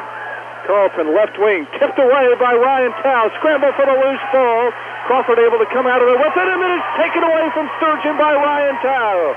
What quick hands for the big man. And just like that, a Hawk basket here would give them their biggest lead of the ball game after, at the start of this quarter, the Hawks were within 6. Almost a steal by Dearborn, but Valley able to come up with it. 5 minutes remaining. Here is Whitaker out front, moves it around now to Carnes. Now Jackson on the right side. Swings it back out to Carnes. Slides off the towel screen. Drives it to the left wing. Little stop-and-go move. Kicks it out now to Whitaker. He drives into lane. Weak side pass to Ryan Tao for the layup. Oh, so much unselfishness by this Valley team. And suddenly they lead by 16 now at 49-33, their biggest of the night with 4.5 minutes to go. Carlton dribbles off now to Gavin Coleman. His three comes up short. And a rebounding foul will go on Preston Coleman as Ryan Tao had the rebounding position on the weak side. And that's going to put the Hawks into the bonus now as Preston Coleman picks up his 4th personal foul. And the Hawks, it's not over yet with 4:25 remaining, but what a job, Adam, this Valley team has done as Crawford really was threatening here earlier in this quarter, had it as close as 6. Yeah, they did a great job. They didn't panic. Got to 6. They didn't panic. And then they just they made their own run. And now they're up by 16 and 17. As Ryan drops in the free throw. That's his 5th point of the contest. Hawks on an 8-0 run right now. Second free throw up. Good. Valley now a perfect 6 for 6 at the free throw line. 9-0 run now for the Hawks. Ryan will take a breather. Cole Cooper back in now with 4:25 remaining here. 51-33 on the Fast Eddie scoreboard for the Hawks. Into the front court comes Coleman. Off the Stroud screen, drives it left, takes it down the lane, throws up the runner, no good, and he drew the foul. Oh, Zach Carnes just hit the board hard, and I think he's hurt. He is slow to get up. His teammates will help him up here. And I think Jackson Lamb picks up this foul. He does. That's his first. So it'll send Gavin Coleman to the free throw line, and Zach holding his side, but he is one of the toughest guys I know, and I think the one guy he can thank for being tough is his grandfather, Denny Weichert, across the way, as we give a shout-out to him, Spring Valley's #1 fan, as he waves back, and you got a tough grandson there. And as he was coming out, Michael Leansman asked him if he wants to come out. He just shook his head no, and that's the mark of a tough man right there. Right. He's out for now, but look for him to come back in. Both free throws good. 51-35. Valley's lead at 16. We are halfway through the 4th quarter. Whitaker to the baseline, lost the ball, got it back, hooked it in low to Tucker, back to Braden on the left side. He drives it into lane, weak side pass off to Ryan Tao. Ryan fakes, puts it off the glass and in. Oh, and heavy traffic. How did he get that up over 3 Wolfpack defenders? He did. And a big 4th quarter for Ryan Tao. He's got 8 in the contest, 6 of them here in this quarter. And the lead back to 18 for the Hawks at 53-35. And we're going to get an illegal screen here called on Preston Coleman, as he picked off Jackson Lamb that time, and I think that's the 5th foul of the night for Preston Coleman. He will foul out of the ball game with a total of 4 points. 3:35 remaining. Remember, the Hawks are trying to end a 7-game losing skid to this team. They have not beaten them since January of 2010, so it's going on 8 years, and that was a home win by 2 points. Since that time, the Wolfpack have been dominant. They've also won 30 of the 42 meetings. What a great crossover move. Tucker down the lane, missed it. Ball being tapped around. Hustling after the ball is Noah Adams, a freshman who's in the game, to Gavin Coleman. He runs into Cole Cooper, and Cole's going to get the foul here. That'll be his 3rd of the contest, only the 4th team foul. So it'll be out of bounds to the Hawks. 3:15 remaining in the contest. Valley up 53-35. Remember, Crawford scored the first basket of the 4th quarter to cut the lead to 6. Here's Coleman out of the corner for 3, no good. Isaac Carnes into the ball game now. He comes up with a rebound, and he's fouled in the back court by Nick Stroud, and now, Adam, you're starting to see a little bit of the frustration from this Wolfpack team. They really had things going their way for a while, had it to within 36-30, but since that time, Valley has gone on a 17-5 run, and while it's not over yet, they are in a good position right now. And the free throw up and good by Isaac. This is the 19th foul, so the last 1-and-1, so always good when you can hit the front end. Isaac has his third point. Now Zach back into the contest as well. As Isaac, second free throw on the way. This one is no good, and Stroud comes out of there with it now for the Pack. 3:05 left. Hawks with their biggest lead of the game of 19, 54-35.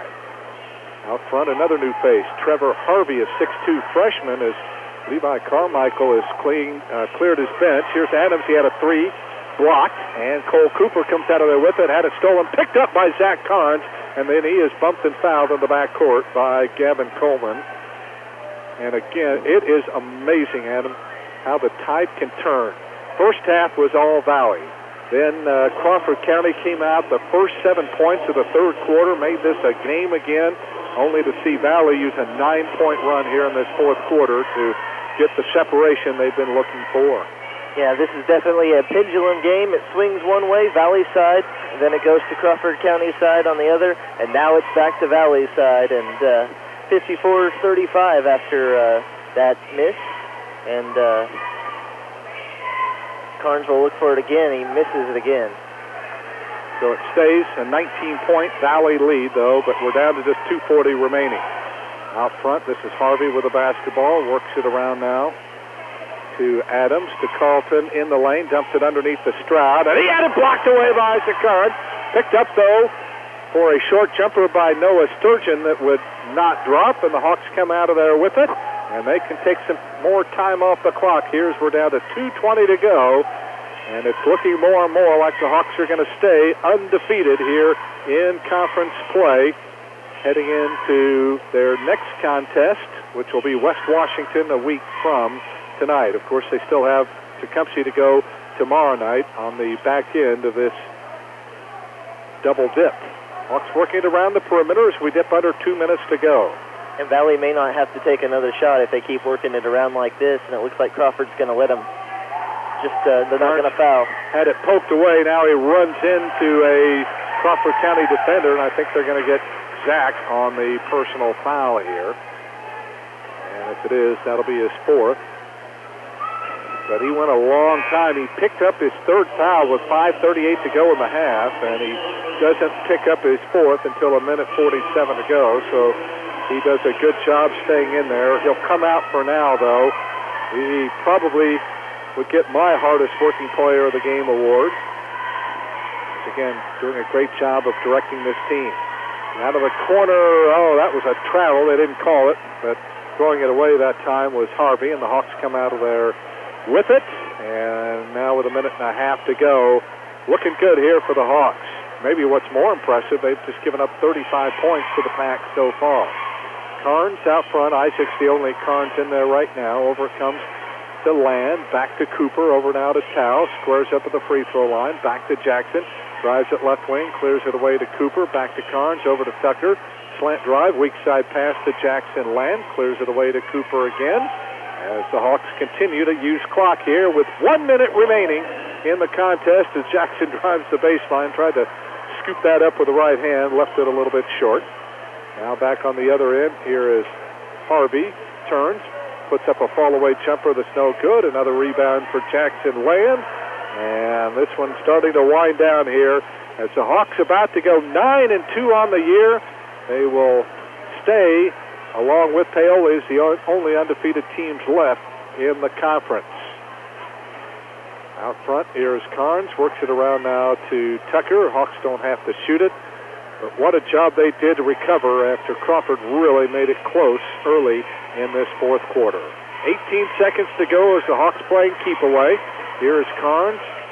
Works it around now to Ryan Tao, who flashes out deep on the left wing. 10 seconds to go. Crawford not fouling, and the Hawks will dribble out the remaining seconds as we're down to 3, down to 2, down to 1, and for the first time in almost 8 years, The Hawks have defeated Crawford County, and what a statement they make here tonight. They score the first 11 points of this contest. They led by as many as 15 in the first half of play. Crawford cut it to 6 early third quarter. They cut it to 6 again to start the fourth quarter, but the Hawks, thanks to back-to-back three-pointers by Christian Tucker, able to stretch that lead back out to 12, and then with a 9-point lead, the Hawks go on a 9-0 tear through the middle stages of this fourth quarter to pull out to an 18-point lead, and the final score here, their biggest margin of the contest at 19. So it's the 9th victory of the year for the Hawks. More importantly, they stay unbeaten in the conference now with just 2 games left. They're 4-0. They'll have West Washington in Campbellsburg next Friday night, and then most likely the big showdown with their nemesis, the Paoli Rams, in 2 weeks at Chambers Gymnasium. The Wolfpack dropped their second straight. They fall to 4-7 on the year, 2-5 away from home, and they now stand at 1-2 in conference play. Only the 13th win all time for the Springs Valley team, as between the Wolfpack and the Lagodi Lions, those are the 2 teams the Hawks have struggled most against, but not tonight, as the Hawks dominate in many stretches of this ball game and win this one handily over Levi Carmichael's team. Crawford, of course, remember the team that went all the way to the state finals a year ago.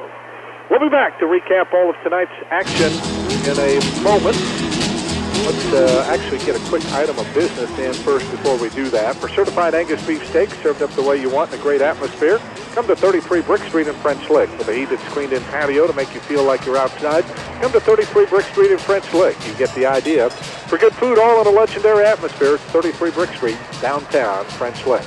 All right, now we will be back to recap all of tonight's action in a moment. The final score here this evening on this bitterly cold Friday night in French Lick on the Fast Eddie's Country Store and Deli scoreboard. The Springs Valley Blackhawks 54, the Crawford County Wolfpack 35. You're listening to Springs Valley High School basketball. The folks at Denbo Funeral Home in English salute the Crawford County Wolfpack. The Denbo Funeral Home on State Road 64 in English, with Jay Brocksmith, co-owner and funeral director, serves all faiths and offers pre-arrangement planning and website memorials. Find out more about the benefits of pre-arrangement by calling Tina Baker, administrator, at the Denbo Funeral Home in English or the Dillman Green Funeral Home in Marengo. Call today, 338-2558. The Denbo Funeral Home in English and the Dillman Green Funeral Home in Marengo. We're loyal to your family, your business, your future. Focused on you, Springs Valley Bank and Trust. You'll love our helpful staff, our warm and smiling faces. Latest tools and services delivered by the friends you trust. We're loyal to your family, your business, your future. Focused on you, Springs Valley Bank and Trust. When it comes to shopping local, most of us think of small, friendly mom-and-pop shops with their quality products and commitment to their community. You may not think of Smithville as a local company, but it is. An Indiana company built by Hoosiers for Hoosiers.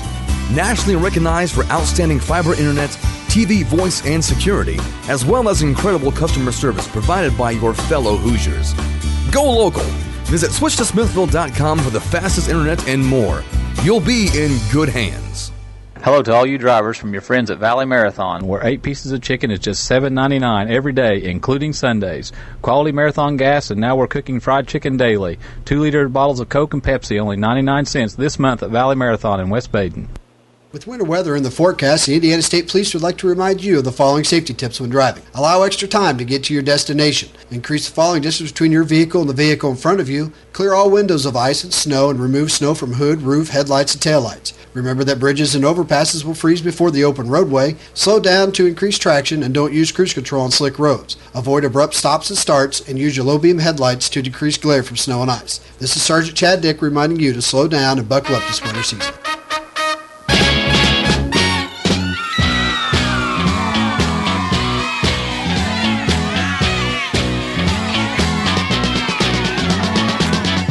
This is Springs Valley Junior Guard Cole Cooper, and you're listening to Blackhawk Basketball on Q100.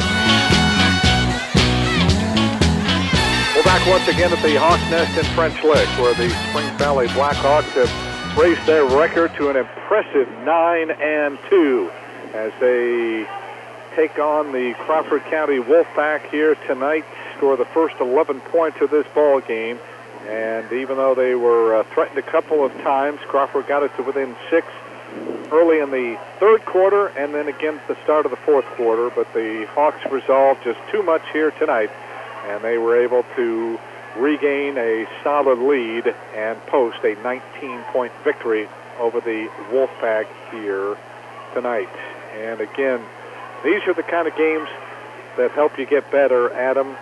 Yes, Valley did win the ball game, but you can get better in wins as well. I thought Crawford's trapping half-court pressure at times caused a couple of turnovers, but for the most part, the Hawks figured things out. But I thought defensively they did a nice job on both their big men, Nick Stroud and Matt Dearborn, tonight. Gavin Coleman had a pretty good game tonight, but he didn't have that dominating effort, and I think because of that, that helped push Valley over the top here this evening. Yeah, let's go back to that first question you asked. Are there any holes in this Valley team?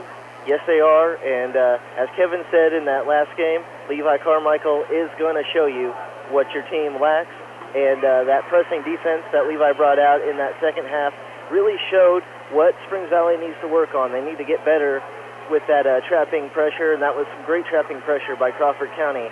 And I think that Michael Leitsman, next practice, will show that to his kids on the tape, say, hey, this is what we need to get better at, and we will get better at this. And that's what makes a great coach is you recognize what your team needs to work on, you show them what they need to work on, and then you get better at that, and you improve throughout the season. And I think the Springs Valley team will get better at that. Well, certainly so, as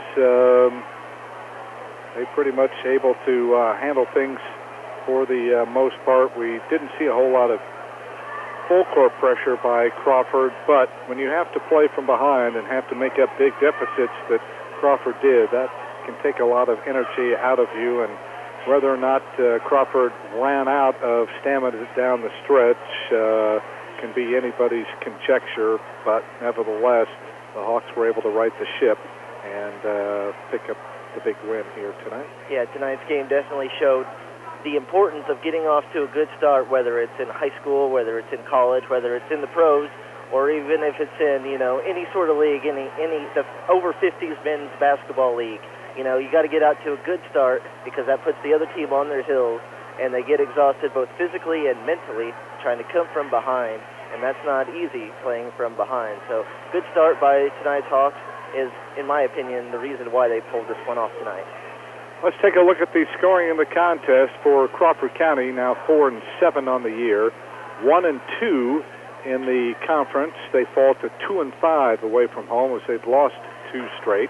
Their 7-game winning streak over the Hawks is now history, as is the fact that they were looking for their 4th straight here on this floor, but that will not happen. Just one double-figure scorer tonight.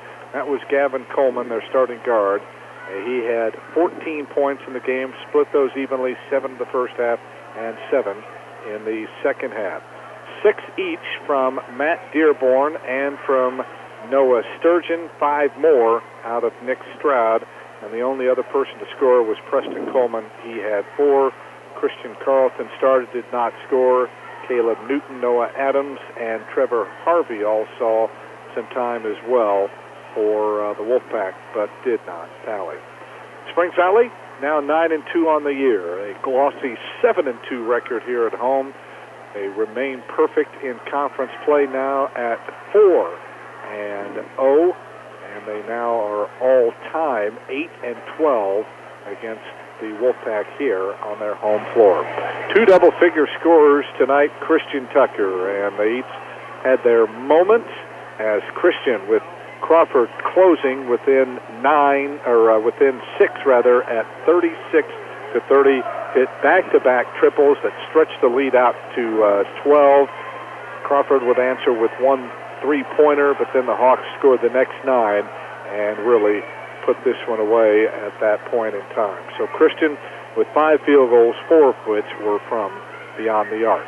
Jackson Land, a terrific effort. In fact, he had the only 6 points that Valley scored there in the third quarter. So if there was one bad period for the Hawks, that might have been it, as they managed just 3 field goals, and suddenly those threes that they were hitting in the first half were not falling there in that final quarter until Christian was able to warm up. So 14 from Tucker, 12 from Jackson Land, 8 each from Braden Whitaker and from Ryan Tao.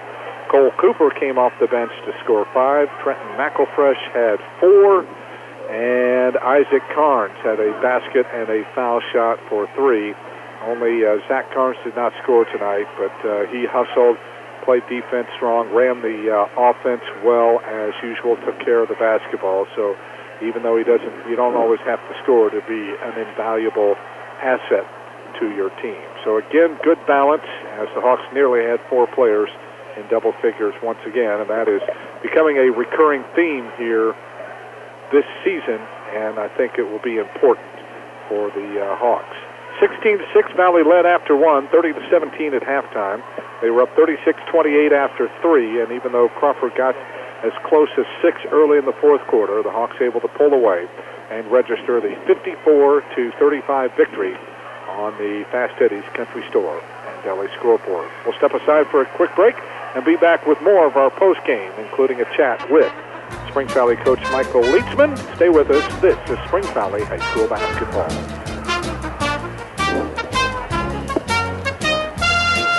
Who do you have coming up to talk?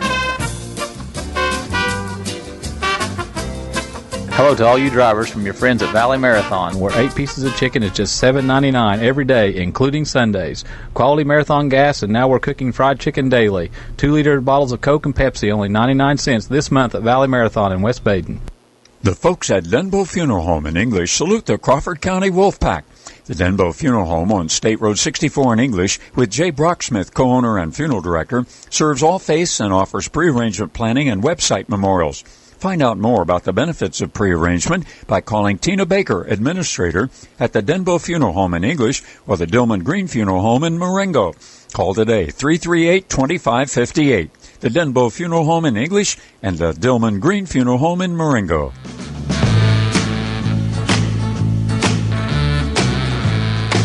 This is Springs Valley boys basketball coach Michael Leachman, thanking you, our fans, for your continued support of Blackhawks basketball all season long. Tenderloins that are second to none, homemade soups and a large selection of craft beverages, all served up in a great atmosphere. Come to 33 Brick Street in French Lick for a variety of other menu items, even for the most discriminating appetites. And a tantalizing kids menu, come to 33 Brick Street in French Lick. You get the idea for good food, all in a legendary atmosphere. 33 Brick Street, downtown French Lick. Before we talk with Valley coach Michael Leachman, we owe you a station break, so let's do that now as we pause 10 seconds. You're listening to Springs Valley High School basketball. WFLQ FM and French Lick, Indiana. Our time now 3 past 9 p.m. and a cold 7 degrees here at Q100. Well, back once again at Springs Valley High School, the last of 9 consecutive home games, and boy, did the Hawks take advantage of that, welcoming in the Crawford County Wolfpack. And as we bring in Michael Leachman, Coach, what a way to get 2018 started. I think even beyond your wildest dreams, you might not have expected this team to score the first 11 points, but I thought the kids really set the tone right from the opening tip. Yeah, I thought it was very important that we get off to a good start. If you look at our 2 losses, Paoli and Salem, I thought we got off to bad starts. And Crawford's the kind of team you don't want to play when you're behind, because they run that really good 3-2 zone. And then they tried to run against us, but we had a 12-point lead when they tried to run against us. So that made a big difference. Just getting off to that good start really got us going, and I was really proud of how we came out and got off to a really good start. This group has done a real good job this year. It doesn't look like it in the locker room, so I get really nervous coming out here because they just look like they're tired and they don't really care. But as soon as that ball goes up, you can tell they want it, So that's awesome to see. They make me a little nervous, but they come through. So I thought they were ready to go. Coach, Crawford, too good a team. You knew that they were going to make a run or two, and indeed they did. They got to within 6 there at the start of the third quarter. Not probably the start to that third you wanted, but and then in the fourth quarter they hit a basket and got to within 6 again. So just talk about a little bit of the resiliency of this team and how you were able to get things to go back your way. We anticipated them coming out and playing really hard. I mean, they're the defending conference champs back-to-back years. They went to a state championship last year and brought back 4 kids that played, significant minutes for them. This is a really good basketball team. I know they're 4-6, but they're a lot better than their record. And they played really good basketball over the holiday break. Took Heritage Hills, down to the wire, which is a really good 3A team. So we knew that a run was coming. We knew they weren't going to just let up. They've had too much success lately to let up. But I told our guys after the game, we're a really good basketball team when we play basketball. We're not a good basketball team when we stop playing basketball. That third quarter, they came in that little trap, kind of what Paoli did to us. And we kind of just became real stagnant again. And then I thought Jackson Land got us going with a couple layups. And we built off that and started attacking more, started being more aggressive out of it, and I thought it snowballed into the fourth quarter. Indeed, did you feel maybe that third quarter, it seemed like the guys might have been just a little bit tentative. Some of the shots they were taking in the first half, I think they were passing up. Not necessarily that that's a bad thing, but it was almost like they were to a fault trying to pass a little too much to find the open guy. Yeah, sometimes we are always an unselfish group. Sometimes we need to be a little bit more selfish and power a shot up instead of overpassing. But that's easier to correct than the opposite, where you have a team that doesn't ever want to pass, and you got to try to get that out of them. So I'd rather have that problem right now. But sometimes we got, especially against a team like a defense like that, sometimes you just got to make a one-on-one play and come through for us. But I thought we had guys really step up. I mean, there's nothing I just put them in a spot, and they went and made plays. It was all them. They did a great job with that. And Crawford was getting out and really pressuring us, and they picked up some 3 or 4 fouls in that third quarter, which that really helped us, because now that fourth quarter, if they keep doing that, we're going to go to the free throw line, where we've been good from the free throw line this year. But I thought our juniors played really well that third quarter, and that fourth quarter, I thought our seniors really stepped up and came through for us. I thought Zach had a tough night in foul trouble, but he came in every minute he came in there and battled the boards, battled defensively, pushed the basketball, attacked hips, and kicked out the shooters. Ryan Tao really responded with a great job that fourth quarter, had an awesome, big-time assist to Christian that led to a 3 that kind of got us going. A couple nice finishes down low. Braden had 5 big points for us. Isaac Carnes played his best game of the year, gave us really good minutes. And Mac, who's been hurt, battling injury, give us everything he had. He's a tough kid, really battling through some pain, and competing for us. So you got to tip your hats to these seniors. I told them there hasn't been a team at Springs Valley beat Crawford since 2010. So they've never seen it, sitting on the bench or behind the bench in their high school years. So, and they were able to do it. And you got to give, those juniors played really, really well for us, but those seniors came through for us at the end there. And Coach, in the third quarter, Carmichael came out and kind of changed up his defense, kind of made his guys come up a little bit on you guys, gave you more defensive pressure, and I thought your guys kind of, they didn't respond like they probably should have. They threw away the ball more, and they didn't get good shots, and they kind of rushed shots. And it's always up to Levi to show you. I thought you guys were, is that something you're going to take, look at tonight and say, hey, kids, you got to get better at this? Or Well, they 1-2-2 trapped us a little bit in the first quarter, or first half, but they kind of packed it in a little bit more. Second half, they kind of extended to a 1-3-1 and picked it up more at half court. And it's really the same thing Paoli did. They got that tape, and they probably saw where we struggled the last couple minutes against Paoli with it. But, Crawford's got a long, athletic team. That can give us a little bit of problems. But once we started to attack, there's no magic formula for it. You just got to find the gaps. You got to attack the gaps and go from there. I think we can get a little bit more movement off the ball. I think we kind of stand around off the ball too much and just leave our ball handler out there on an island. We can flash the opening a little bit more. I put you in a spot doesn't mean you have to stay there. And we got smart kids, so they'll adjust to that. I don't see it being a concern at all. What teams are doing to us. I actually told our coaches the other day. I said, we've seen every kind of defense. Well, we haven't seen the defense that we're going to see tomorrow night yet. So I said we've seen every kind of defense you can imagine, and I think our guys can counter any of it. Tomorrow night will be a new test. They kind of play some 2-3 matchup and some 1-1-3 trapping, where it's really ultimately just a 2-3. It's just a mix-up between 2-3 and a man-to-man. Last year it really caused us problems because we were trying to figure out what to run. Well, we're just going to play basketball tomorrow night. But there really hasn't been a defense that we haven't been able to attack and figure out, because we got good kids that can that can make plays. And if you have kids that can make plays, it makes our job really easy. I just got to sit there and make sure they're locked in every possession. Yeah, I was going to say, it kind of felt like it took them by surprise, and it took them maybe 6-7 minutes to kind of get used to it. And then in that fourth quarter, they kind of realized what they needed to do to beat it. Yeah, and sometimes the more desperate team has the advantage. When your back's against the wall, you kind of got a little more, a little bit more pep in your step, kind of ready to go a little bit. And I think that was part of the reason, that first 4 or 5 minutes it looked bad, because Crawford was desperate. Their back was against the wall, and they had to make plays. I try to get our guys to play a little bit more desperate by telling them at a halftime it's 0-0. We got to win this half, but that doesn't always work. But we did win the half, so we treated that. We went in the halftime knowing they're going to come out like that. I told the guys it's 0-0. If you really want a chance at conference, if this is really a goal of yours, you guys have got to win this second half.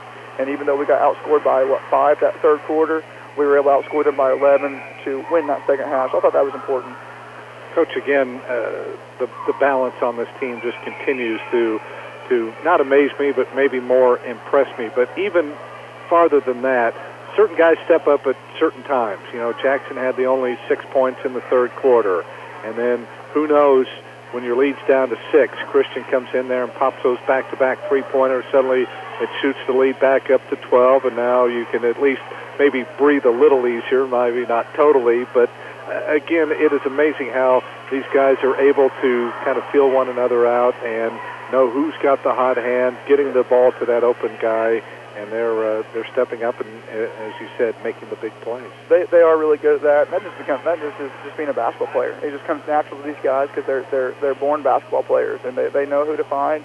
They know what a good shot is. They know who to get the ball to in certain situations. They're just a smart group. I thought I was really excited early in the year when we had some balance in our games. And, you never know if it's a fluke or not, because, you see teams have a really balanced game a couple times and then never see it again. We've had balance in our basketball games for 11 straight games, and it just makes it fun to watch. It makes it fun to coach, fun to watch when it's team basketball. And not that we're the greatest team ever, or we're doing things that no other basketball team's ever done before, but, it's fun to be a part of this kind of basketball. Win, lose, or draw. I love coaching this group, and I think I know they love playing with each other. All right. Well, certainly, even as we go ahead, and obviously we talked about the importance of this game to stay undefeated in conference play, we're really going to start to see what this team is made of, because they're going to be playing in quite a few hostile environments starting tomorrow night with a long bus trip down to Tecumseh. Very long bus trip against a really good Tecumseh team. I mean, you can look at their record and say, they're 5-6 or 5-7, depending on how they did tonight against Southbridge. But they are a really good team. They're very fundamental. We have 2 films on them. I kind of clicked through the films. We really spent more time on Crawford, obviously, but they don't miss shots. If they are open, they got 5 guys to knock down shots. They back screen really well. They do some things that could give us problems. 2-3 matchup on defense. It's going to be a great test for our kids. How tough are we? Back-to-back games, going on a long road trip. How good are we? How can we respond to what they're doing against us? But really, what we really need is players focused, ready to go. But we also need great fan support. It'd be amazing. I know it's a long road trip, but you guys could get out tomorrow night, and even when we go to DuBois and go to Paoli and go to West Washington and Shoals, get out there and go support these guys. I can tell I know from playing, and I know from watching our guys play, it makes a big difference when you've got a big following. If you bring a crowd with you, it doesn't always feel so much like a road game. So I think we're really good at home because we have a great crowd and great support. I'd love to see us come out and support these guys on the road because we've got a tough road stretch here. Your personal plea has been so stated, and hopefully they will follow that tomorrow night. Coach, congratulations. Terrific victory here tonight, and let's see if we can go get Tecumseh tomorrow night then. Sounds good. Thank you for having me. All right, that is Michael Leachman, the head coach of the Springs Valley Blackhawks, joining us after the contest as Valley defeats Crawford County tonight by a final count of 54-35 on the Fast Eddie's Country Store and Deli scoreboard. Let's bring in one of the young men that had a big hand in the victory tonight, junior guard Christian Tucker, leading the way tonight, 14 points, 4 3-pointers in the contest. And Christian, take us back. Crawford makes a run on you. It seems like things are going well, and all of a sudden, and you knew they were going to make a run. They're a good team. Got it to within 6. what was going through your mind there before you hit those big back-to-back three-pointers? I knew we just had to keep our composure, and they were going to make their runs, and we were going to make our runs, and at the end of the day, we just had to make the last run, and I think we did right there at the end of the third quarter. Do you think that's a big difference over maybe some of our teams in the past when we face adversity like that? Nobody panics; they just keep to the stick to the game plan and figure everything will work out from there. Yeah, I think we're a pretty special group to be able to face adversity and just come right back on the other end of the floor and put it to them.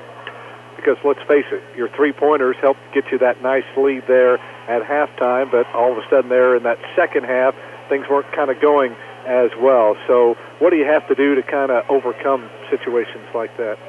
Just stay the course, ball fake, make the good pass, no turnovers, because turnovers lead to transition, and that just speeds them up, and we don't want that.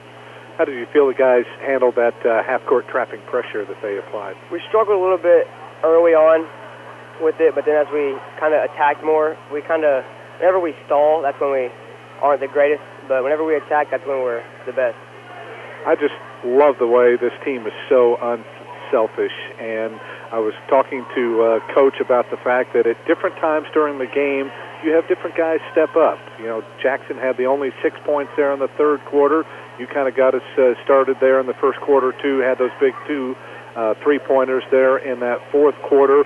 Ryan had a big fourth quarter as well. So it just seems like the guys know when it's their time to step up. Is that just being a basketball player? Yeah, we just play. I think we play really well together. Everybody on the team likes each other, and it shows in the court. I just want to know, in your mindset when you walked into the gym, did you know you were going to shoot this well tonight? I've been shooting the ball well. The whole-day tourney, I shot the ball well, and I just came in with confidence.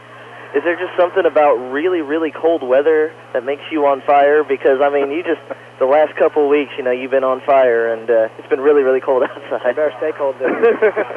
Well, tomorrow it's supposed to be in the single digits again, so I'll put that in your mind. You're going to shoot, you know, really well like you did tonight, hopefully. Oh, yeah.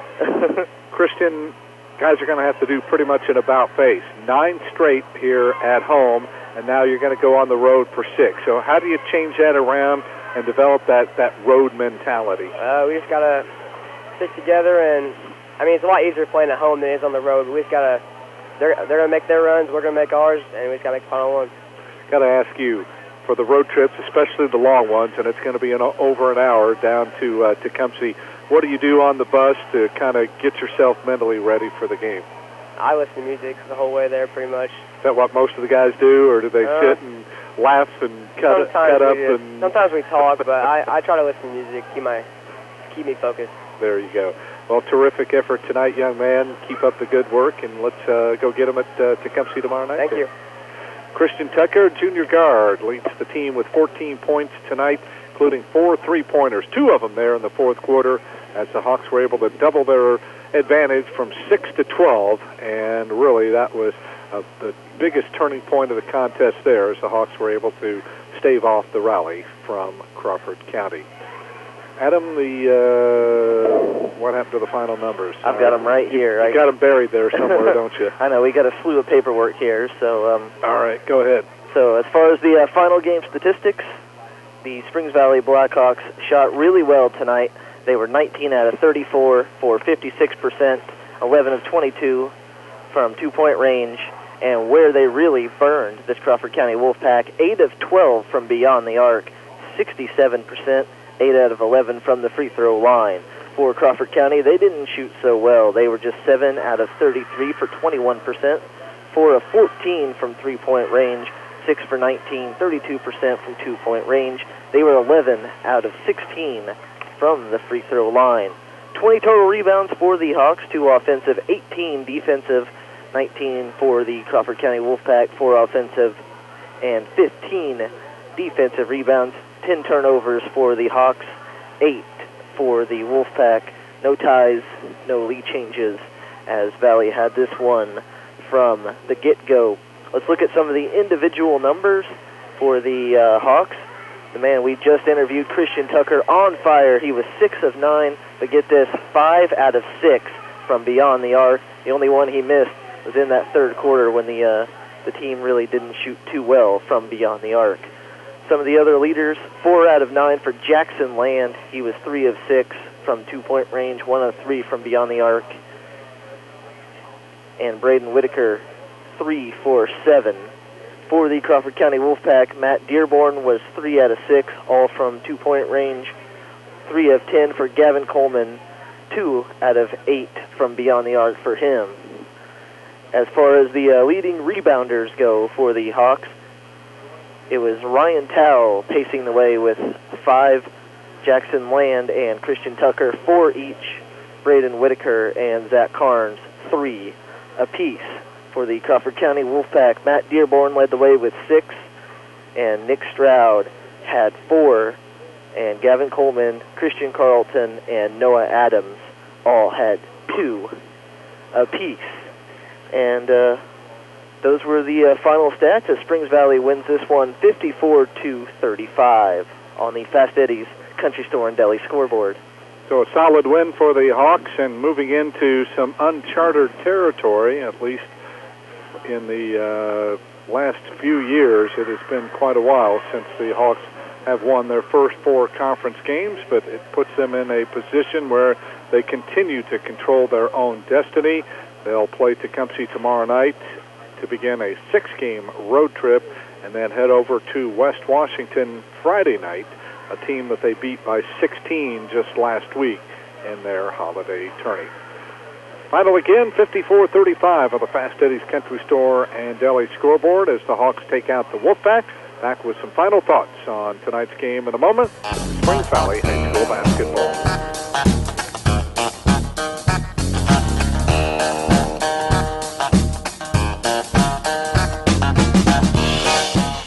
The folks at Denbo Funeral Home in English salute the Crawford County Wolfpack. The Denbo Funeral Home on State Road 64 in English, with Jay Brocksmith, co-owner and funeral director, serves all faiths and offers pre-arrangement planning and website memorials. Find out more about the benefits of pre-arrangement by calling Tina Baker, administrator, at the Denbo Funeral Home in English or the Dillman Green Funeral Home in Marengo. Call today, 338-2558. The Denbo Funeral Home in English and the Dillman Green Funeral Home in Marengo.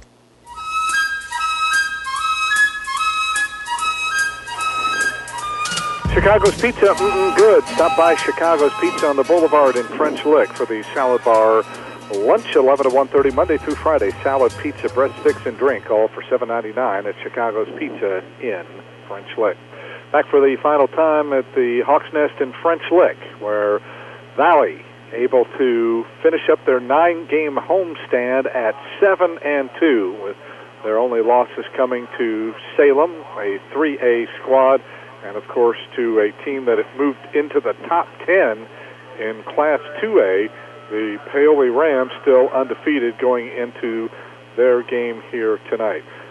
And, Adam, as the season continues to move along, a lot of streaks, many of them negative, starting to fall by the wayside. As we talked about, now they had lost 7 straight to Crawford County, 3 straight here at home. All of those go by the wayside. So, again, as Valley now improves to 9-2 on the year, it has been a long time since the Hawks have started that out. We'll have to go back, and I'll do some research and find out the last time the Hawks won their first 4 conference games. It's probably been a while there. So a lot of things going on here as this is really starting to turn into a very special season for these Springs Valley boys. Yeah, Michael Leitzman is the streak breaker. I mean, he broke that long streak to Orleans last year, and he's been breaking several streaks as he continues to go along. He broke this streak, so definitely the streak breaker, but let's not take anything away from this group of young men. They are a very special class of guys. They all are very unselfish. They like each other. They play well together, and they have great chemistry on the court. And you can have the most talent in the world, but if you don't have any chemistry out there, you are not going to play very well. This team is a very good group of basketball players who play well together, and that's why they have a good start to the season. All right. I know you had a lot of fun here tonight. You'll flip things around and be back on the other side of things tomorrow evening, but fun to get out here and watch this Springs Valley basketball team. They are playing very good basketball right now, and as we heard Coach Leitzman say, I know it's a long trip, but it's almost a straight shot down 145 to 64. Then you turn off at the 39, exit 39 there, and take, I believe that is State Road 68, if I'm not mistaken, the 2 miles down to Tecumseh. But get out and support this team. My goodness, it has been a long time since they have had a season like this, and let's get behind this ball club and keep cheering them on. Yeah, you heard the plea from Coach Leitzman. He wants you guys out there. He wants you guys loud. He wants you to cheer on this team, and there's no place better than the, where is it, Tecumseh, you said? They play tomorrow. Yep. Linville, so let's make that the warmest gym, because it's supposed to be very cold tomorrow, so come on in. You can wear T-shirts and shorts tomorrow. You'll probably be burning up with all the fire in the atmosphere, so that should be a great atmosphere, and it's I wish I didn't have to miss it. I wish I could be on the air with you, or at least at that game, because that would be a rocking atmosphere. Absolutely. All right, well, here tonight the Blackhawks score the first 11 points of this contest, take a 10-point lead at the end of one.